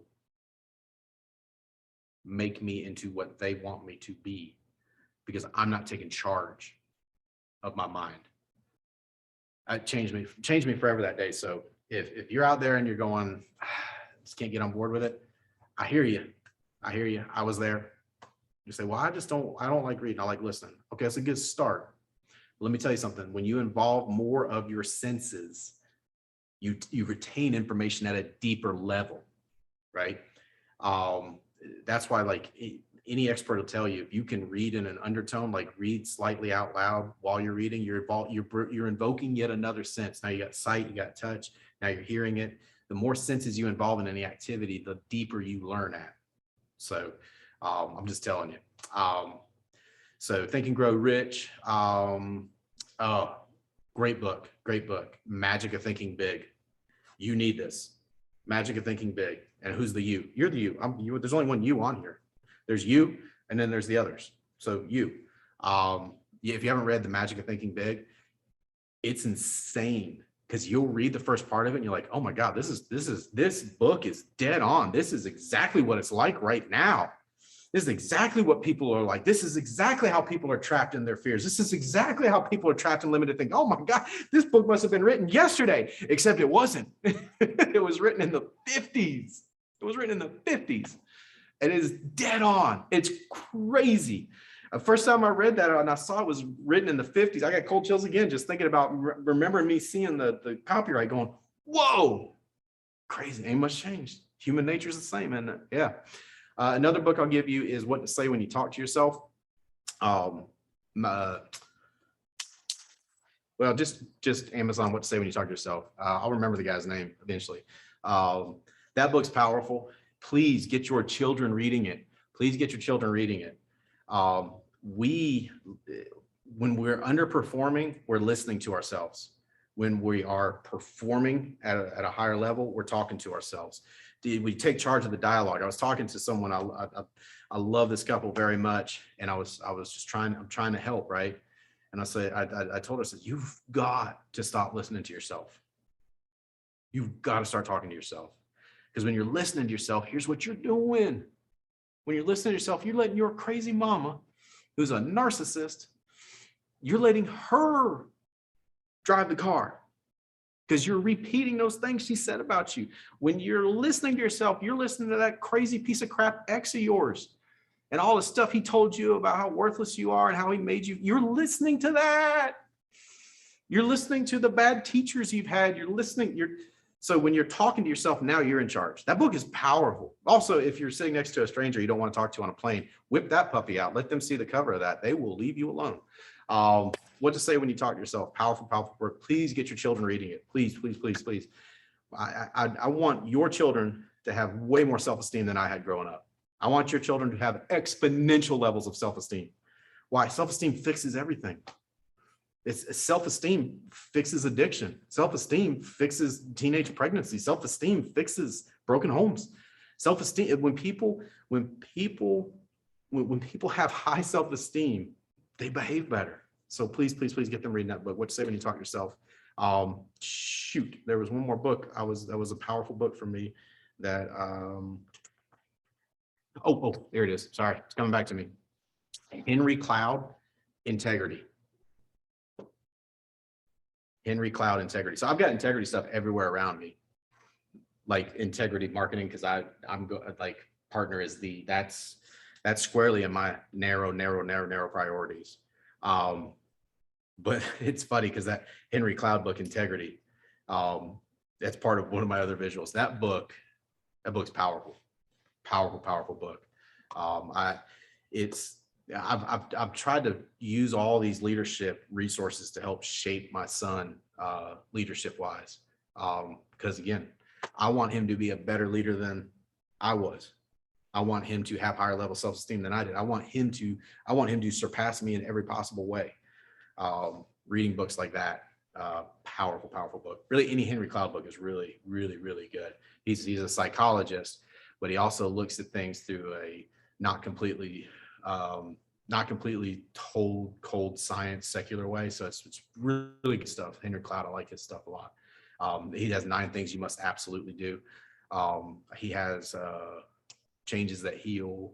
I read a lot of psychology books too, because if you understand how people work, you can understand what to do to help them. You know, whether that's help them with a policy or help them lead at a higher level in their family, help them lead at a higher level in business. Once you understand how people work, it's like having the keys. It's like having the keys. Understanding and influencing human behavior is a psychological textbook. I think it's out of print now. That is one of the best reads I've ever read. Understanding and influencing human behavior. Once you understand that stuff, once you understand things like what drives people, like we all have the id and the ego, right? That's how Freud describes it. You know, the id is the instinct, right? That's what makes us fight, feed ourselves, and look for a companion. The instinct stuff. And then the ego is that's if you are, here's how he explains it. So if you are, you say, I don't like Freud. Okay, that's fine. I'm just, this is what he calls it. It doesn't stop it from being true. So you don't like Freud. This is Davies' Basic Psychology 101. I can be a doctor still, Mike, right? All right. So id is where you are driven by instinct. And by the way, once you understand that, you understand why people behave poorly. and that they would behave better if they had more information, because this would drive their basic survival instinct, would drive them to behave better. Like your mom that's a narcissist, or your brother that's just like a jerk. He would behave better if he had more information. Why? Because the id part of him would go, wait a second, I need relationships for survival. If all I am is a succubus to people, then I won't have the relationships I need to survive and prosper like the id would drive them to behave better. The other is the ego, the super ego. That's where, well, the phrase that Freud uses is, if you are driven by the super ego, what everybody thinks, what everybody tells you to do, influence, social media, like I've got to do the video because everybody else is doing it. I've got to dress like this because here's what he says. I like this phrase. He says, you are society's lackey, right? The third choice is this, is to move from both of those to controlled consciousness. Oops, ran out of space there. And that's where reading stuff like Henry Cloud's Integrity, that's where reading that stuff is so important, because that moves you away from, I'm going to do everything everybody else is doing on social media so that everybody thinks I'm like everybody else, and then I'll be happy and I'll be popular and everybody will love me. or instinct, right? These are people that say, that's who I am. That's who I am. It's like, no. That's not who you are. You're behaving like an idiot, but that's not who you are. You're just behaving like an idiot to control consciousness. That's when you start reading that, and when you understand how important this is, you will become a voracious reader. This is the reason why this is the reason why when an event calendar is put out, it's not a question of if I'm going. I got to go. Why? Because information will be given, and I don't know what I'm going to face in the future, but I know it's going to be tough, and I know there's more struggles coming, and I know that. So I don't know where the information I'm going to need to get through that is going. I don't know what's going to be spoken. I don't know what's going to be said. So all I can do is try to read as much as I can read and keep myself in as many places as possible where the good stuff's given out, so that I've got it and I'm ready. It's almost like an inverse paranoia that I run with, because I want to stay here. I don't want to be controlled by social media. I don't want to be controlled by others' opinions, and I certainly don't want to be controlled by instinct. So the only way to stay here is to stay in self-development, stay in self-growth mode. 101 Basic Psychology by Dr. Davies. Funny story, Mike, when you said that about Dr. Davies, I used to have really bad handwriting. And my teacher, trying to remember which one it was, she said, "Are you a doctor?" And I said, "No, not yet." And she said, "Okay, well, until you're a doctor, clean up your handwriting." And so I just started signing all my papers, either Dr. Stephen M. Davies or Stephen M. Davies, PhD, after that, just for kicks and giggles. So That's why whoever that's why I said whoever said the thing about reading, I love you. You're working here. You're working here. You're not letting social media tell you what to do. You're not letting instinct tell you what to do. It's like people that are passive aggressive. I always like make this joke. Being passive aggressive fixes nothing. And some of you know what I'm talking about. People are passive aggressive. People that the guy in traffic that if anybody comes close to him, he's got to flip them off and he's got to yell at them. They're living up here. People that behave exactly like their parents behaved growing up, they're living up here. Me and you, if we want to perform at a high level, we've got to behave. We got to move here. So love you for asking the question about reading. All right. So answering an objection with a question. I actually wrote that wrong. It was supposed to be an O with a Q. Answering an objection with a question. I don't need that. I've already got it. Oh, okay. Awesome. Do you have the old kind or the new kind? What do you mean? I got it 2 weeks ago. Oh, But you don't know if it's the old kind or the new kind? Tell you what, look here. I'll swing by. Look, have it out. If you got the new kind, which has a ton of new options that the old kind didn't have, if you got that, I'm gonna be there about 6 minutes. I'm only there longer, but if I'm there longer, it's gonna be your fault. Hey, wouldn't you at least feel better at the end of the day, knowing you had a second set of eyes on it? That would be an example of an objection with a question. So what's another one? Do we need to do this tonight? No, I don't want. We don't need to do this. I want to think about it. I want to pray about it. Okay. So help me understand. What are some of the things you're still wondering about? I'm just curious because we talked about the kind of situation we're in. So what are some of the worries or wonders that you still have? Coming back with a question. Those would be some examples.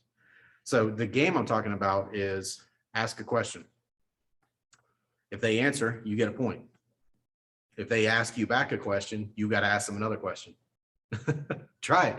It's so hard. You're like, that's not hard. I could do that. Try it. Oh, and the rule is you can't repeat back their question as a question, and you can't say, why would you ask me that? Those are the two things you can't use. It has to be a different question than that. Try it. It's harder than you think because we are so programmed to answer questions.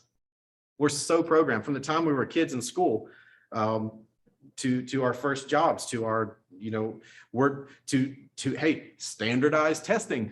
I'm telling you, we're so programmed to answer questions. It is very hard not to. When you play that game, you're like, golly, it is hard. It is because you'll catch yourself the game, and then you'll answer it and you go, oh. So I hope that helps. Mike, any other questions in the chat before we start talking about vision in the future? That's it. Let's talk about going partner for those who want to. All right. So, all right. Just trying to think of the lens I want to talk through. So, partner, that's the plan. That's the plan. Integrity Marketing, that's our parent company. When you get to scale, they will acquire you. What does scale look like? Get 80 people selling a life insurance policy every week in your organization. You will be in the partnership mix. And I was thinking about one of my buddies that I want him to go partner so bad.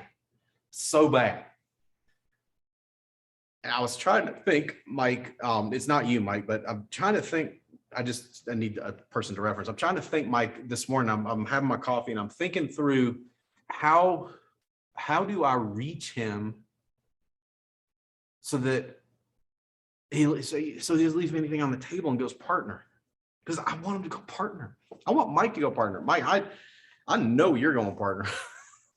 This morning, I was talking about you to Holly. I was like, I'm so excited to get with his group today, to get with Nick's group, because those guys are the guys that are going to go partner. And they're getting, and I'm so excited, Mike. I cannot wait because I know what it'll mean. You know what I'm saying? Like, I know what it'll mean for you. And for Arcadia and for Boston, I'm just going, God. So just what you got to do is get the scale. Get the scale, and then you'll get acquired. What does that mean? It will mean a massive, multi-million-dollar check to you in cash and millions of dollars in integrity stock. And you say, what if I want all cash? You can do that. What if I want all stock? You can do that. I am going to take as much integrity stock as I can get because I know where it's headed. Think about this. What if you could have gotten Google stock before Google went public? What if you could have gotten Google stock? What if you could have gotten Tesla stock? What if you could have gotten, that's the rocket ship ride that integrity marketing is. Last year, their stock, the stock price increased fourfold. Yeah. Doing a little better than the CDs at the bank. But here's what that will mean for you. It will mean legacy change. One of the things you hear Brian Adams talk about is don't just build a lifestyle, build a legacy. Because you can build a lifestyle in this business. You can start making $250,000 a year. It's not that hard. It's not that complicated. You do the stuff we talked about this morning. You push through the grind. It's not that complicated. It's really not. I promise you. Guys, my first full calendar year here, I made $240,000 and I was a disaster. I just started selling and recruiting, figuring it out. I promise you, you can make $250,000 a year. Is $250,000 a year a nice lifestyle? Yeah. Yeah. Is $400,000 a nice lifestyle? Yeah. But it's just that. It's just a lifestyle. And you say, well, what if that's all I want? Awesome. Awesome. Awesome. I'm for you. Does that make sense? I just go, but don't you think you got a little more? And really, what are you going to do? What are you going to do? Make $400,000 a year, work 4 days a week. What are you going to do? What are you going to do? Drink around the pool the rest of the time? What are you going to do? Sleep till 11 a.m.? What are you going to do? Go out and party every night? Okay. But I know this. At seasons in life when we reach for pleasure, it's because we lack purpose. Why do you think the 9-to-5 TGI or TGIF crew, why do you think they can't wait to get to Friday? They get to Friday, oh, awesome. So I can go get drunk this weekend. Awesome. They reach for pleasure because they have no purpose. They reach for sleeping in because they got no purpose. They reach for whatever. They reach for vegging out on the couch because they got no purpose.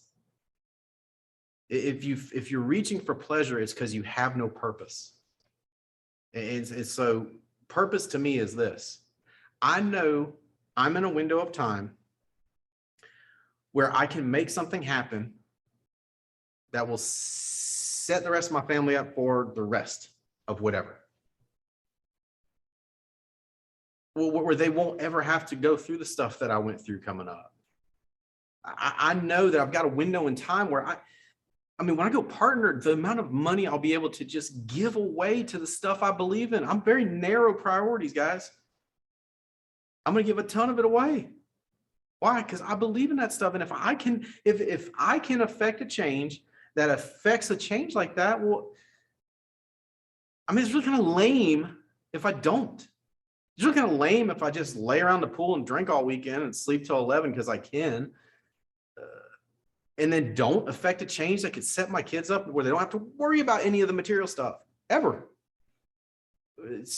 I can, instead of sleeping till 11 and hanging out in my gym shorts all day, I can get up, I can go, I can do stuff that is fulfilling. By the way, what we do is I can do that and build the team and help others and get them on a journey. And by doing that, I can give a massive amount of money away to stuff I believe in.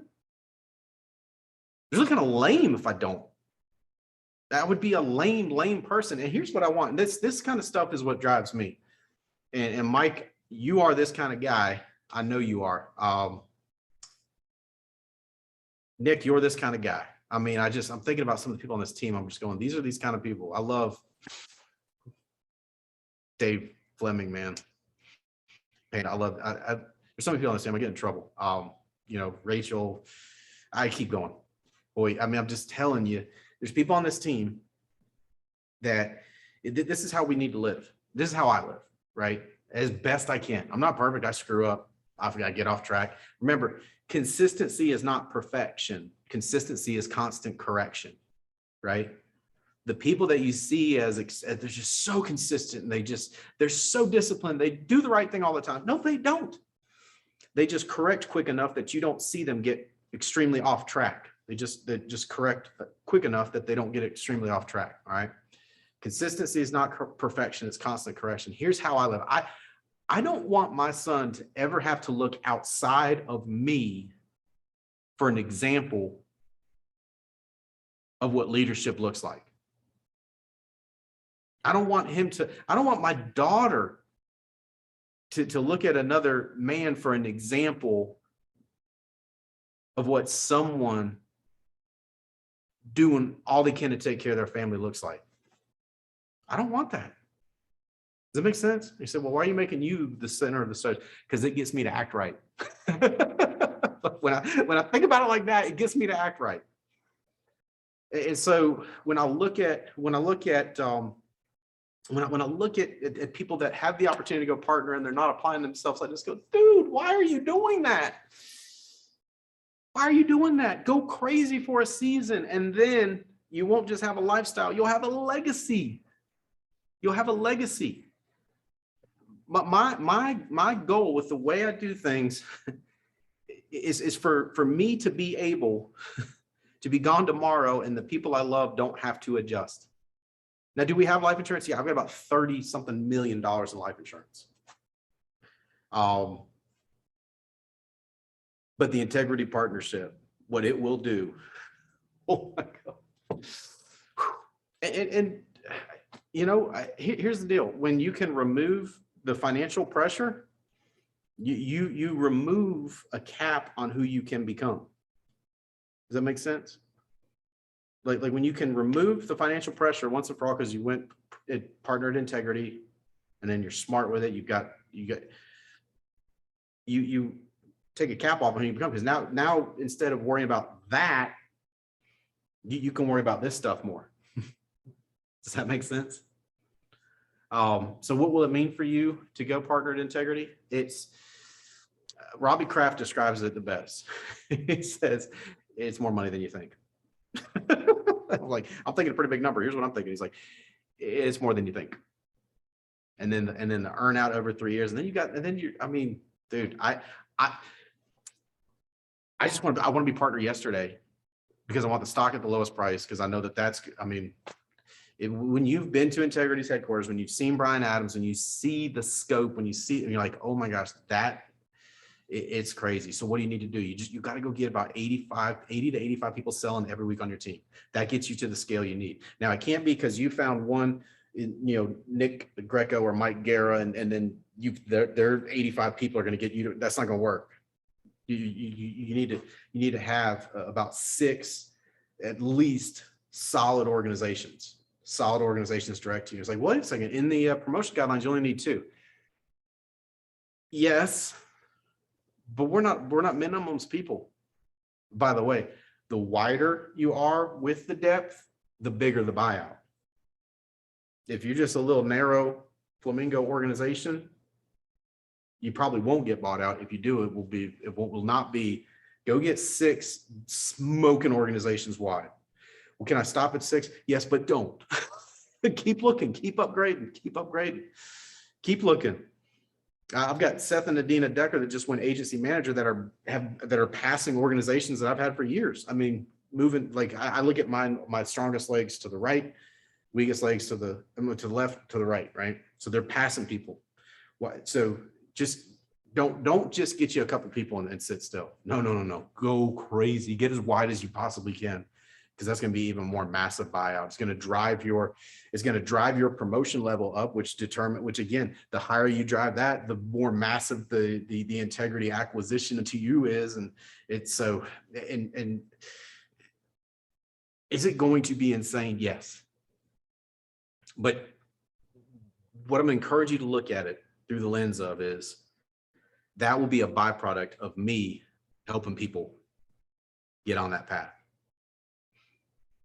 Like my acquisition with integrity, all that stock, all that cash, all that,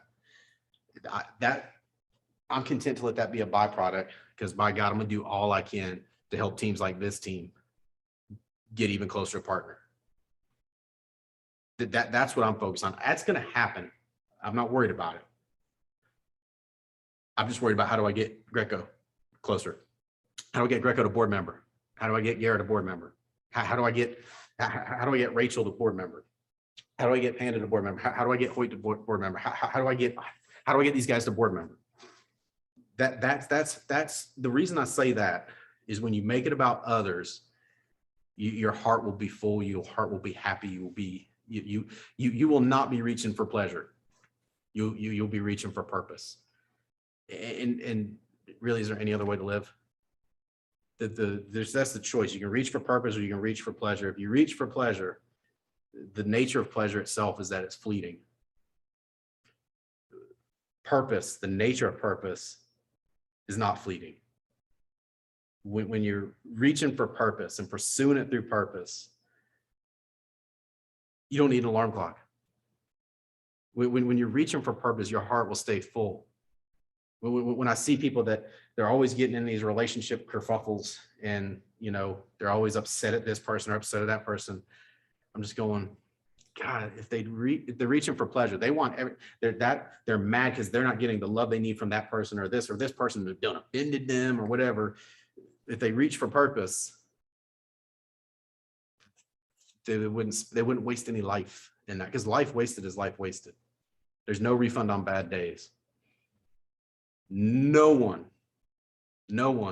is laying in hospice going, I wish I would have reached for more drunk weekends. I wish I would have reached for more sleep until 11 a.m. I wish I would have reached for more movies by myself, watching Netflix pointlessly. I wish I would have reached for more social media scrolling, keeping tabs on others and seeing what they have and I don't have, and getting mad about that, and then figuring out how to post pictures that make it look like I have more than I have, so that I don't feel as bad about what I see them doing, which in fact they're doing the same thing. So maybe I'm in a loop here. This is like a Taco Bell inside a KFC inside a gas station situation. Nobody's reaching for, if I would have put more snarky passive aggressive comments, if I would have told more people what I think, if I would have eaten more, if I would have eaten more. No, they're going, shoot, I didn't think this was going to happen. I wish I would have had a bigger impact. I wish I could have made people feel my love more. I wish I could have helped more people. I wish I could have deepened that relationship. I wish that's what, so when you look at it through that lens, guys, reach for purpose. Partnership will come. Your finances will be taken care of from here on out. Your kids, and get good help. We have great people to help set up that money to go, like, don't go first round draft pick, blow it all on a, Lamborghini, and then, you can't afford the gas for, don't go there. We can help get you set up to where it's like your kids, grandkids don't have to worry about it. Legacy. That's what I'm reaching for. So that's what partner means to me. That's what it can mean for you. We only got to get you about 80 people selling to get you in that conversation. Let's go.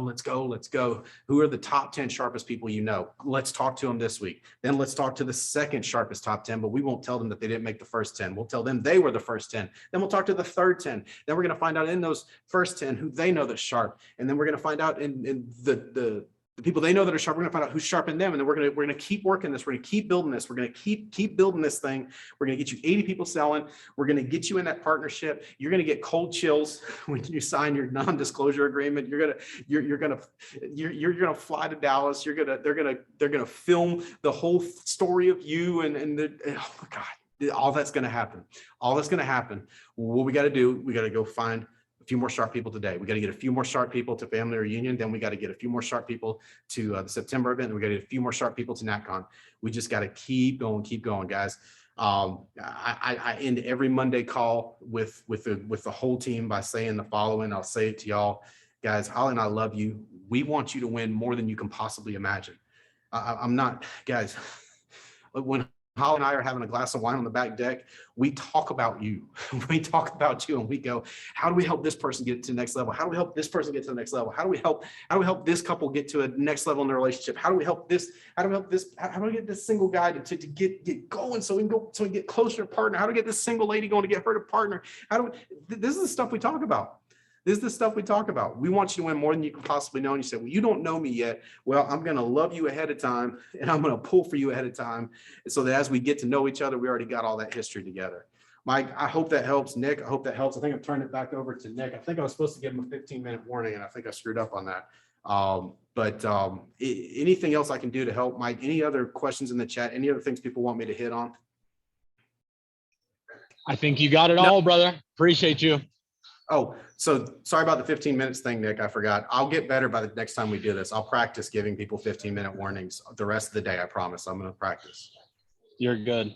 Appreciate you, man. Thank you so much for your time and just pouring into everybody, and especially taking time out of a Saturday, with Holly, with the kids. You could be doing a lot of stuff, and we appreciate you for that, and for spending time with us, man. Thank you. Appreciate you. Thank you, Davies. You bet, man. And I'll tell y'all, when y'all see Holly at family reunion, if you just tell her thank you, I get thank you all the time, but she doesn't get thank you because she's not always front and center, but she is the classiest sharer of me. I can't imagine what it's like for her right now. I miss me when I fall asleep. So what she's going through at the house, having to be away from me for this period of time, must just be torment for her.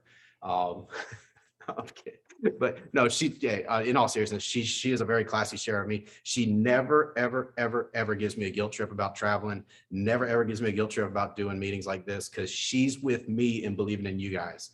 She's with me in reaching for purpose. So when you see her at family reunion, give her a hug, tell her thank you for sharing me with everybody.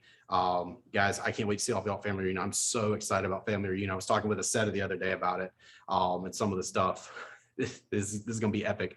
I'm doing all I can. In fact, I've got to find about 3 more tickets today, because I already used all of the ones that I bought extra, and I've got new directs that want them. I'm doing all I can to get a few more people there. Please get a few more people there. Love y'all. Hammer down. Awesome. Appreciate you, Stephen. And some of the stuff, first of all, Stephen Davies is incredible. His training content is some of the best, if not the best, that we've got. And something he said on there is there's no return policy on bad dates. So appreciate you guys for being on here. You're spending your days, you're doing what you need to do in order to win at this business. And with that being, we've got a couple of events coming up. So for those of you guys in these cities, I'm going to share my screen here. I'm going to show you guys the cities. This coming up week, Andy Albright is getting around. He's getting around town. All right. He's getting around the United States. And so I would put these days in your calendar if you haven't already. Today is the 21st. So they're going to be in South Carolina and then Atlanta, Georgia tonight. On the 22nd, that's tomorrow, they're going to be in Connecticut, then New Jersey, and on Monday, Chicago, and then Denver at night. Reach out to me for details. I can help get you guys all the details that you need for that. Vegas, so the people will be out 24th and 25th, so 2 days out there in Las Vegas. 26th and 27th out there in Houston. May 28th, New Orleans or Alabama, I guess we'll find out. And then the 29th in St. Petersburg. So I would screenshot this. I would put this, in your phone, screenshot it, put it all in your calendar. If you got people in those cities, let's send them out there so they can go hang out, meet Andy Albright, and learn some more about what we're doing here. And then the last thing that I want you guys to just put in your head and get figured out, if you haven't gotten it figured out already, is our event in Reno. Again, there is no return policy on bad days. There's no return policy on missed days. Okay. And so, these opportunities, they come once. We're only going to have one, family reunion in 2022. That's it. There's one. There's not two. That's all we got. So, I understand, figuring things out to get out to Reno, getting your tickets, all that kind of stuff. And same thing with the people on your team. Let's do everything we humanly possibly can to get people signed up, registered, and going, because it is going to be, it's just going to be, if you let it, it can be a life-changing event. And we've got tons of people, ourselves included, that going to one of the events is the thing that really did it for us, that really flipped the switch, that made it happen. So if you're wanting to build this big, if you're wanting to, if you were feeling what Davies was talking about on there today, about being partner and just being able to have the freedom and the true legacy type money in your family, being able to really truly change, your family tree with tens or hundreds of millions of dollars from going partner with integrity. Reno is really not negotiable, if that's what you want. So let's find a way. It's a couple of policies. Like some people are like, oh my gosh, the flights are so expensive. It's like, yeah, okay, the flights are expensive. Gas prices are expensive. They are, but it's one policy. Like literally it's one policy. So go sell one policy. There's your flight, go sell a quarter of a policy and there's your ticket, So, it's not about a lack of resources that'll ever hold anybody back. It's lack of resourcefulness. And we've got a business here where you can just straight up go print money whenever you want. So you can get as resourceful as you want. It's just a matter of if you're going to go out there and go do the work. So that's all we got, guys. Put those days on your calendar with Andy Albright. Make sure you get everything figured out and situated for Reno. We are fired up about the event. It's going to be incredible. Can't wait to see you guys all there. We're not going to be doing a Sunday call tomorrow because we had this today. And Davies absolutely brought the heat. So love you guys. Appreciate you guys. Have a great day. God bless. Happy weekend. And for all you weekend warriors, go kick some ass. For everybody else, let's get after it and have a monster week. And Mike, if there's anything you want to add, feel free. Otherwise, we're just going to call right here. Love y'all. Appreciate y'all. Let's have a monster week. We'll see y'all in Reno.